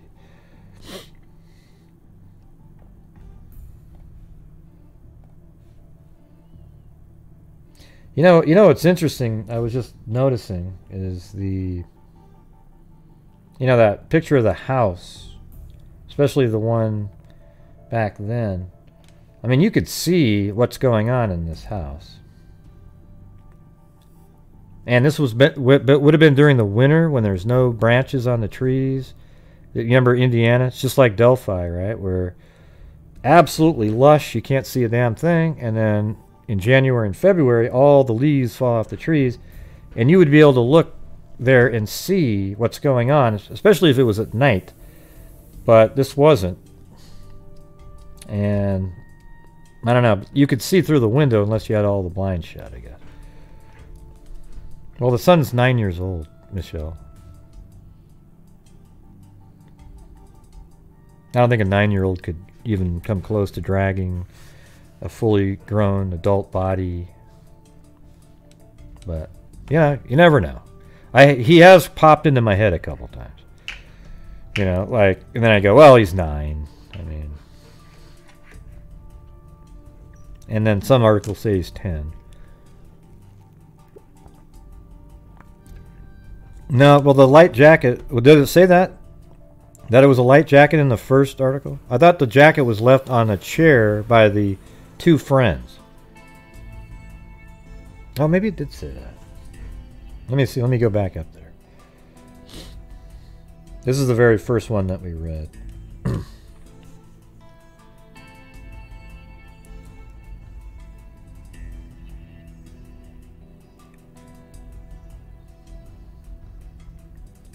She had abrasions on her lips, small cuts. A suspect was questioned. Other circumstances. A pillow with blood. There were indications that the woman's body had been moved or been on the pillows. A pair of soggy, wet women's pants were found in the bedroom of the son. They were torn, as was a light jacket. Oh, there you go. Hey, there you go. Hey, cool. Thank you. Let me put that in there then.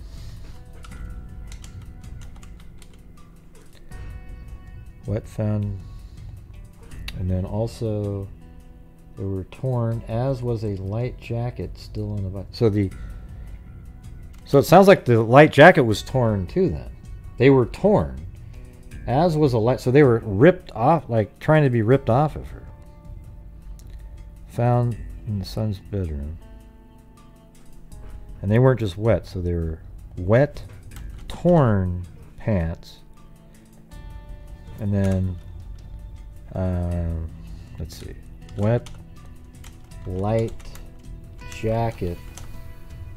Wet, so it will obviously be wet because it was on her, but wet, torn jacket was still on. Okay, cool. Thank you. I kept wondering about that. Like, what, you know, because they, I mean, we were talking about that last night. It was crazy. It was just in that little small section. But hey, thank you for pointing that out. Good to have that.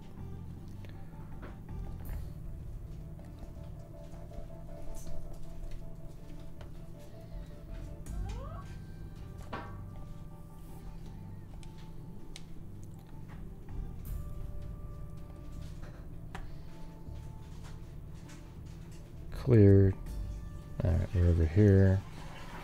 Nothing indicates they have any knowledge. Krutz, a trucking. Okay, I think we were just finished with that. This is February 8th.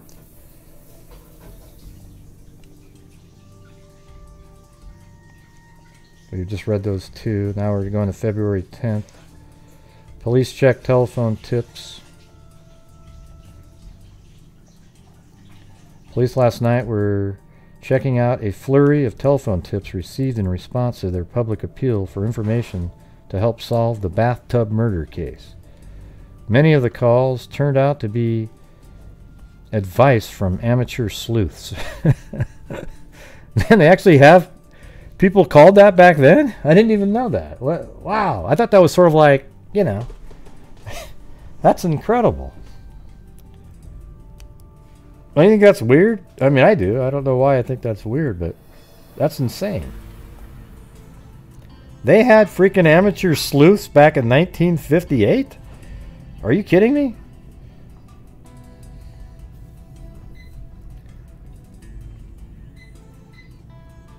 They're probably following it just like we are, going, hey, man, have you, you know. That's insane. Wow. But a few may turn up new evidence in the mysterious slaying of attractive 41-year-old Miss Malvina Krutz. The homicide office talked with 4 persons, including 2 paper hangers, so wallpaper hangers, who came to headquarters without being asked, but Booth reported no new breaks. Others who talked with detectives were an unidentified man who confirmed information that Booth said may be valuable, and a 62-year-old junk collector who was a suspect. The paper hanger were in the Krutz home, 5268 Guilford Avenue, a few days before the 41-year-old housewife bruised and drowned body was discovered in the bathtub January 29. Their fingerprints and those of the junk collector were compared with one found on a bedroom door in the Krutz home. They did not match. Detective Sergeant Robert T. Morrison and John E. Rudd were assigned to the case yesterday to check out some of the telephone tips. Booth and his partner, Stanley T. McDonald, remain in charge of the 11-day-old investigation. You'd almost think this is like 4 months long, how much information. And that was it for that one. All right, now we're moving on to the 11. But look how much more is left. Watch this. See where I'm highlighted? I mean, we haven't. It's like a third here, and we haven't even done the one that I highlighted. Not that one though. Mystery woman sought. Indianapolis police today warned that the mystery woman who's been calling the Charles Krutz residence may be in danger of her life. Now they're just trying to get her to call in. 3 times since the discovery of Mrs. Malvina Krutz's partially clad body in the bathtub of her home, a woman with a southern drawl has called the Krutz residence. Each time the woman has hung up after Krutz answered and said yes to the question, Is this the Charles Krutz residence? So she would just hang up.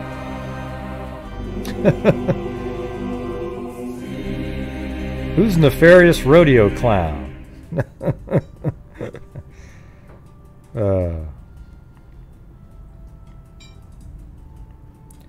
Let's see.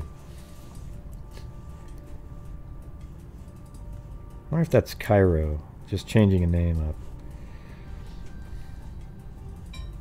Great, keep taking names and kicking ass. Seems like too much house traffic in this case. So many variables. Hey, someday do a catch up on the Missy Beavers case. 2 open records came out a couple months ago. Well, send me an email of those. The opens records, so I can check them out. I'll tell you what though, that one security guard that worked there walking around, whew, man, looked just like, I mean, like literally identical to the way that person was walking. Pretty weird. I did see that. Now the dad did too, but not this other guy, way more than the dad. The dad had the outward toes, kind of walked similarly, but there's a security guard that was filmed and just unbelievable. I mean, it was like I literally like absolutely identical. All right, let me get through this one now. 3 times since the discovery of Miss Malvina Krutz's partially clad body in the bathtub of her home, a woman with a southern drawl has called the Krutz residence.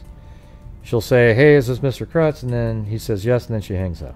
On the afternoon of the murder, January 29th, a man with a southern drawl answered the Krutz telephone and relayed a message from Mrs. Krutz to friends of hers. And hours later, she was dead.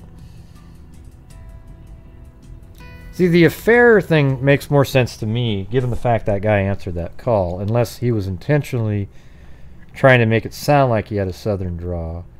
And I don't know if there was a way back then to call yourself. You know, you sort of wonder, I mean, who has proof? I'm sure the police checked his phone records and saw these calls come in. So where did they come from? Was the phone answered? I think you only get the record if it's answered. I don't think back then it would say missed call or something. Usually the phone records would say what number it was and how long you talked. Which part, Jamie?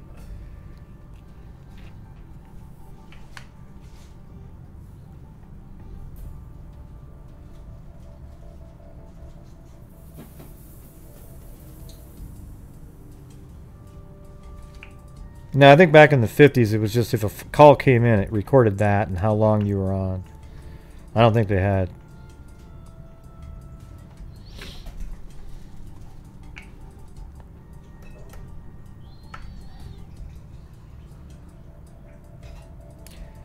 Yeah, well, the thing is, when Mrs. Warning called at 12:45, called Malvina to say, "Hey, we want to come over and check out the house," the guy answered the phone, and he had a southern drawl. And he said, oh, I got it right here. Hold on a second. Got it in the notes now. 12:45, right here.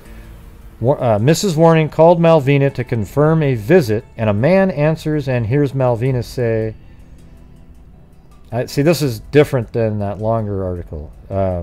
She spoke to the man, and he said, so, "Hey, can I speak with Malvina?" And he says, "Well," and then Mrs. Warning said to give Malvina a message, "Tell her that Mrs. Colbert and I are heading over to see the work on the house."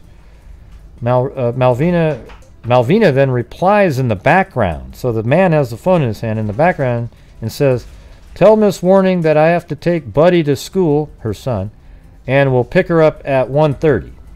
And which is, I think is really odd, is at 1:40, these 2 women drove over. "Hey, where are you?" You know, it's like, God, give her a minute, you know? Can you give her a minute? I mean, if you'd showed up there at 2, I might have thought that was normal, but you got there at 1:40.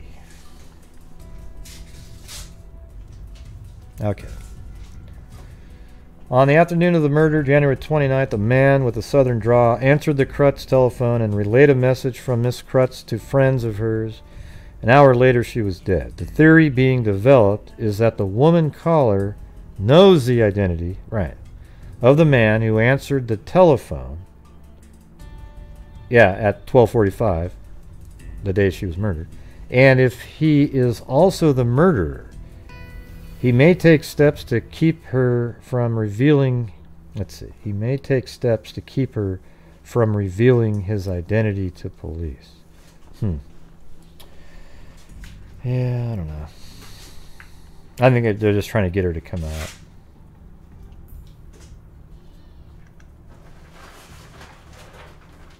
Yeah, it just seems like maybe it was an affair. It's starting to lean a little bit like there was an affair going on at the home. And I'd like to know where he was right during that time frame. See, we know the murder happened between 12:45 and 1:40, which is 55 minutes.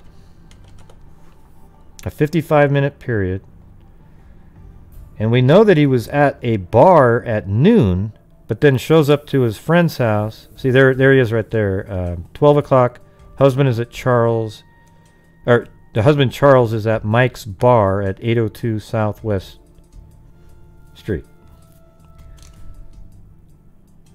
But doesn't that give him time to, leave the bar, do something? He's seen leaving the house at 1:40, 15-minute drive. He's over at his friend's house on Charles Fleck 28, his house at 27140 East Michigan.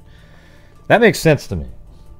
But it's like, did he go home during that time, had a couple drinks, he goes home, and then he catches his wife with that person who's on the phone.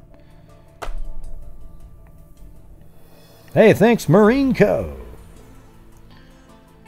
But then where is that person? I mean, did that person just not want to ruin their marriage so it never came forward?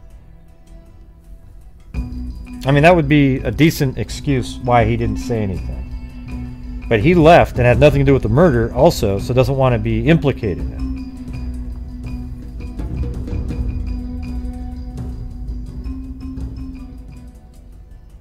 He got a shoe shine somewhere he didn't know? I don't know what that means.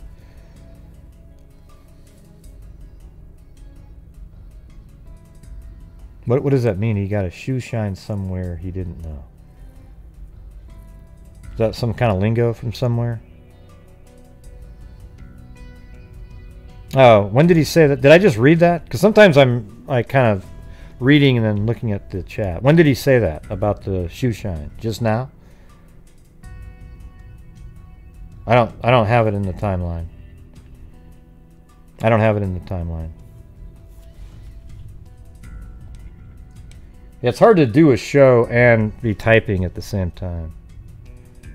We don't know, Zozo. We don't know, Zozo. You haven't been here today listening to the things that make it seem like he might not have been, he could have done it. We don't know. Okay? There's other factors out there. Like you just said a minute ago, you haven't been watching or listening, so, go back and listen and then go type it in. I'm sure you will.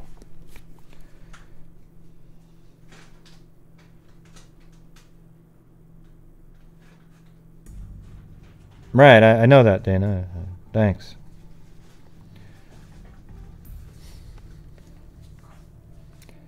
So after leaving Mike's bar, he said he got a shoe shine. Was that in the actual timeline? There was a timeline up here, let's see. From the 2nd.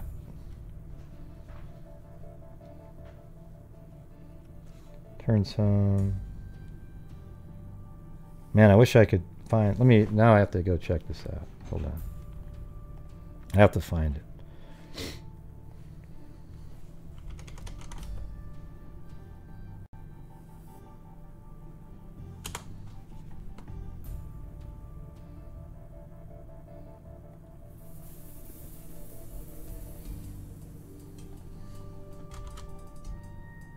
Well, well, I'm just going to do it a different way.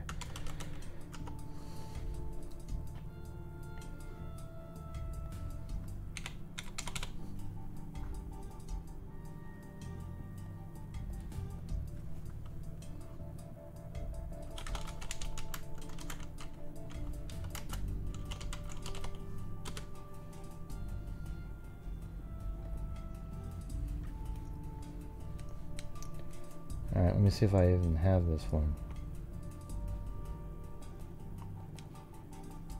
Yeah, I didn't have that article. 1 hour in activities of Krutz on wife's death day still studied. Yeah, see, that's what I was thinking. There's this little time. Police yesterday were scrutinizing. Let me grab this. I gotta have this in my records over here. And there's a second page of it. So this is a different article.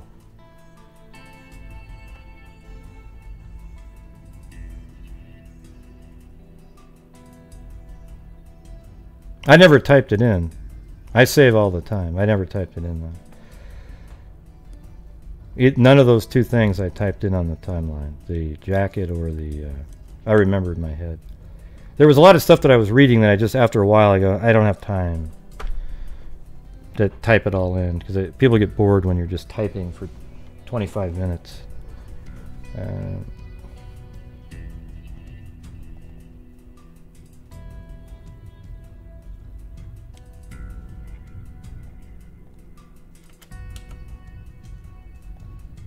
Alright, and then I'm going to go to page 11, column 3.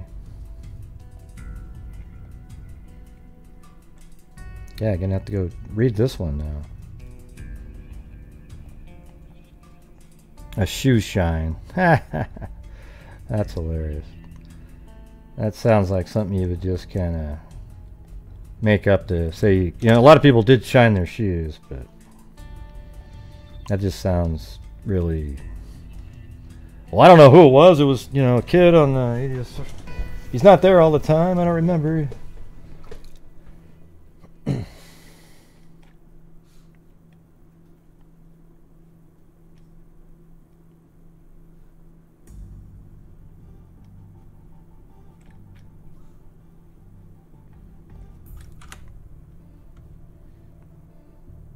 Okay, I'm going back now to this article.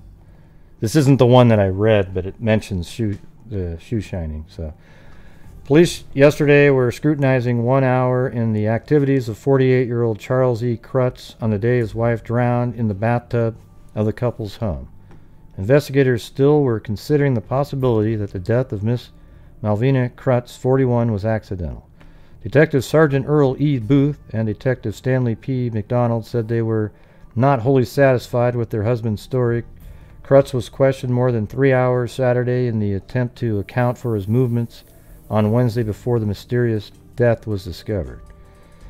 It was more than an hour between the time Krutz left his office until he arrived. Yeah, see, that's I've already identified that exact spot right there. Before he went to his friend's place. A check was being made at a shoe shine parlor. Because remember, he was at the bar at noon, and then 1:55 at his friend's place. So that's the time frame that seems like it gives him a lot of time. And apparently he must have gone back to work after eating lunch at that bar, because they said he had left work again. A check was being made at a shoe shine parlor and a filling station where Krutz said he stopped. Early yesterday, the friend Krutz visited substantiated the story of the landlady. Oh, so it was the landlady. So his buddy was taken out of being able to have an alibi because the landlady had already given the time, who said Krutz arrived at 1:55 p.m. and left at 2:45. Okay, so let me...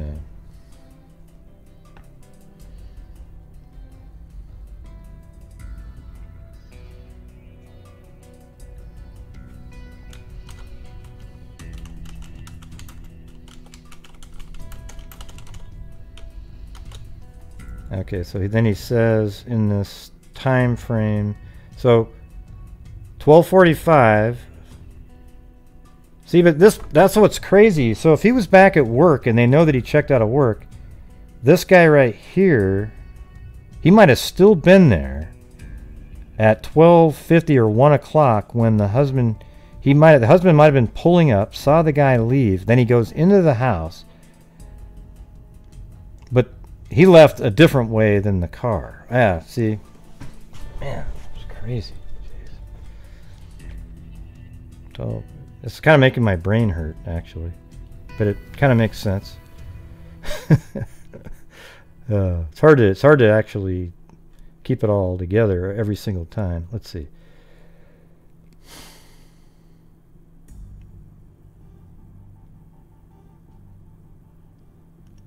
So he's saying probably between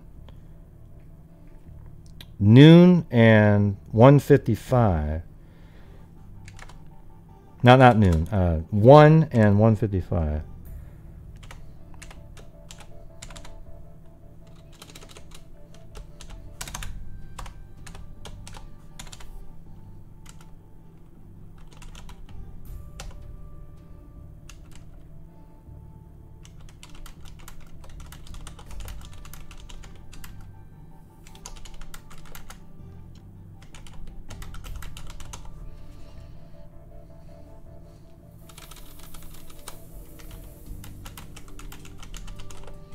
All right.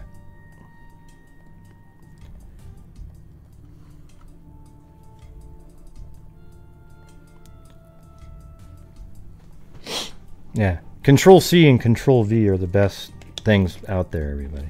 And Control X. Don't forget that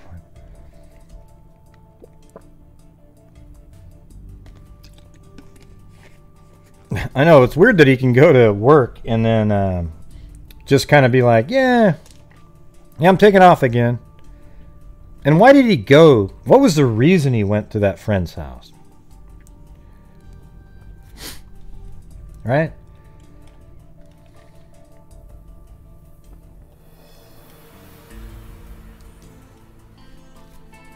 All right.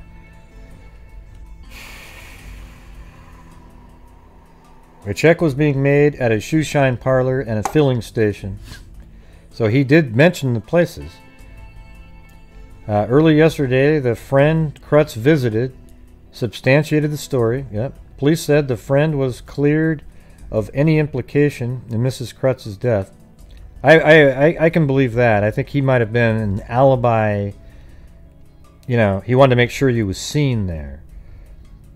A friend verified that Mrs. Krutz suffered a dislocated disc in her back, which at times rendered her helpless. The woman's friend said she once had an attack in the living room and just fell right back flat. Pathologists have stated that the bruises on her body could have been caused in a fall or a struggle. Still, a mystery is a yellow pencil with strands of human female hair embedded in it, which was found in a bedroom of the Krutz home. Detectives say it could have caused scalp wounds found on Miss Krutz's body. Hey, just for Gene Fish's sake, I wonder if they tested the hair against any of her two friends that came and visited. Although the two friends, well, they're not clear at all. Yeah, the two friends. You know, the thing is, the two friends were there during a crucial time frame.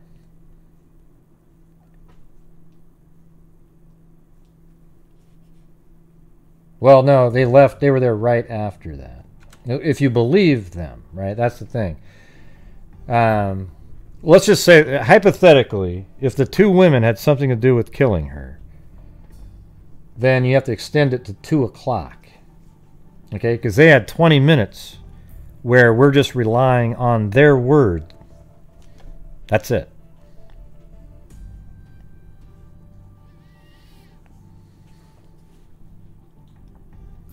A friend verified that Mrs. Krutz suffered a dislocated disc in her back, which at times rendered her helpless. The woman's friend said she once had an attack in the living room, and just fell right back flat.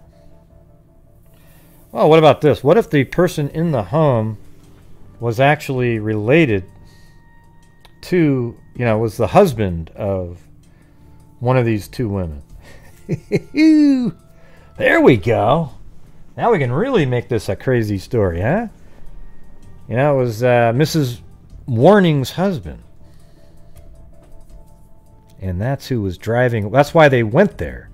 Because she knew, you know, because it's a little weird that they drove to the house, right? That part's always a little bit weird in the story, right? No, just think about it for a second. This is what Gene Fish brought up yesterday. But think about that for a minute. How weird is it that the two women got in their car and drove over to the house, right? So that you got to keep that in your mind. Yeah, I'm gonna look at it. I'm gonna call over there and see if they have the right information to get a hold of Colleen about. But the two women drove over there really fast for some unknown reason. And maybe the person on the phone didn't have an accent. That was just told that the only reason we know that the person on the phone had an accent was by the Mrs. Warning, right? So she might have recognized the voice completely, but just claimed it was a different sounding voice. Because had she said it was my, you know, you can go down this whole road here. You could make this case. I could easily do this. Okay? And it's not even that outlandish at that point.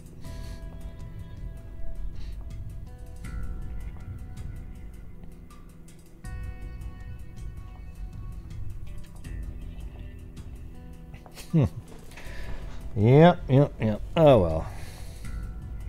We'll just kind of keep that one. Because you got to admit, it is weird that the two women drove over to the house after she said, Malvina said, I'll pick you up at 1:30, and they're already at her house at 1:40. They couldn't wait 5, 10, 15, 20 minutes. That means they left their house at like 1:35, right? I mean, how impatient do you have to be? And why were you impatient? Oh, yeah, you can definitely do it. Right, yeah, something like that. So, you know, just kind of keep that in your minds. It's not really... It's too bad Gene Fish isn't here right now. She'd be like, yeah, I told you, you know. But maybe, right? I'm just saying, it definitely opens the door because the only reason that the window is 12:45 to 1:40 is because they say they saw a guy leave the house and drive away. Okay? If they did it, then you extend it to 2 o'clock when they leave, if that is in fact actually when they left. I don't know if there's any proof that they left at that time.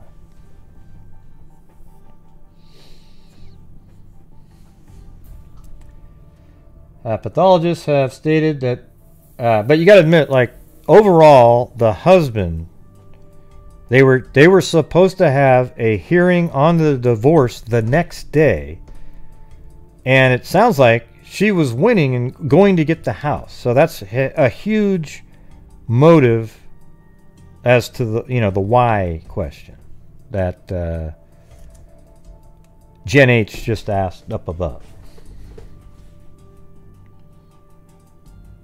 I know it makes it more complicated, but it makes it more interesting, right? You got to figure out the one that seems the most obvious.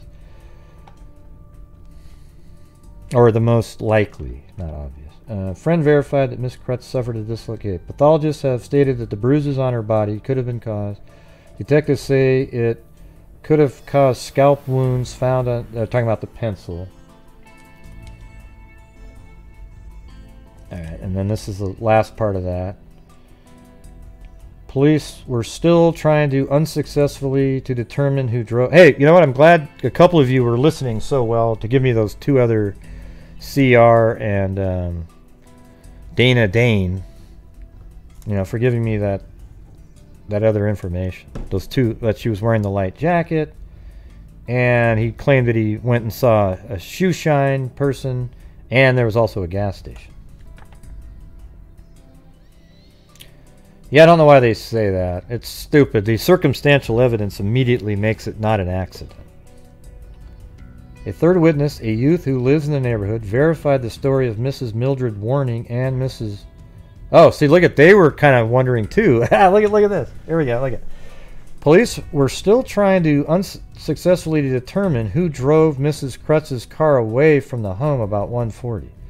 A third witness, a youth who lives in the neighborhood, verified the story of Mrs. Mildred Warning and Miss Florence Kubert, who said they saw the car leave. The boy told police he saw the car pull from the Krutz driveway and go north on Guilford Avenue, and said he saw Mrs. Warning and Miss Kubert arriving at... Oh, that they're cleared. See, right there, and that clears the women. It's amazing that right after we talked about that, in the same article, you've got the answer. Because now there's another guy that saw the car leave just before them. You guys agree with that now? That they're cleared? Because at this point, you'd have to come up with a crazy conspiracy to try to make that work. Yeah, the why they went there, I don't know. They might be those really, like, you know, yeah, I don't know. Yeah, people that just want, if you're not there right away, they get really antsy and nosy and just, they feel like they were dissed. I don't know.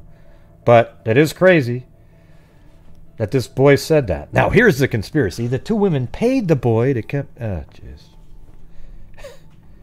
Years later, boy confesses he was paid to say that...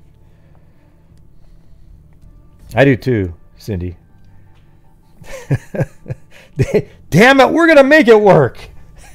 See, that's what happens on other channels, right? As soon as I get something like that, I move on now. I'm not going to make it work because it seemed interesting.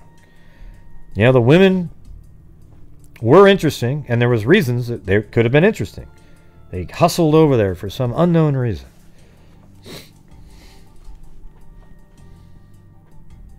Yeah. Yep, can't do that. Well, that was awesome. So anyways, everybody, I'm going to be back on later this evening. Where are we? Let's make sure we're at the... I think we read this one. Indian Mysterious Woman. Yeah, we got that. So I think we're right here on the 12th. Okay. I'll put start here. Okay, I'm going to be back on at like 9:30. All right? Everyone can go get some drinks and...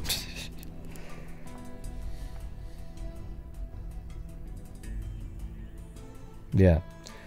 So thank you guys very much. Thank you too.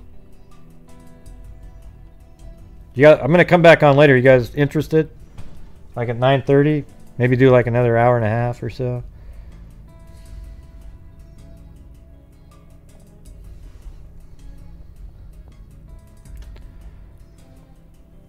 Hells to the yeah.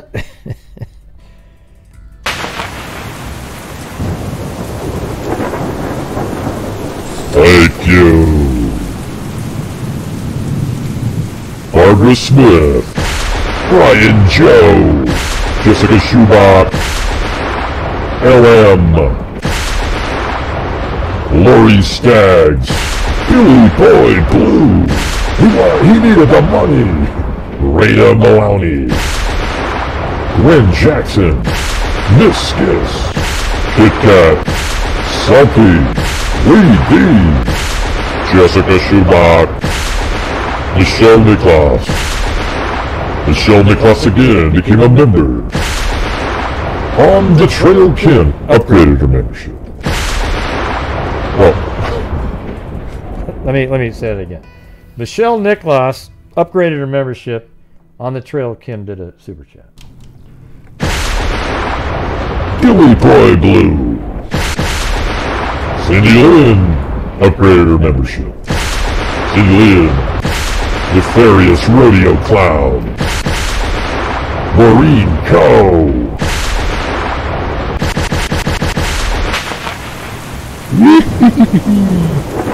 All right, everybody.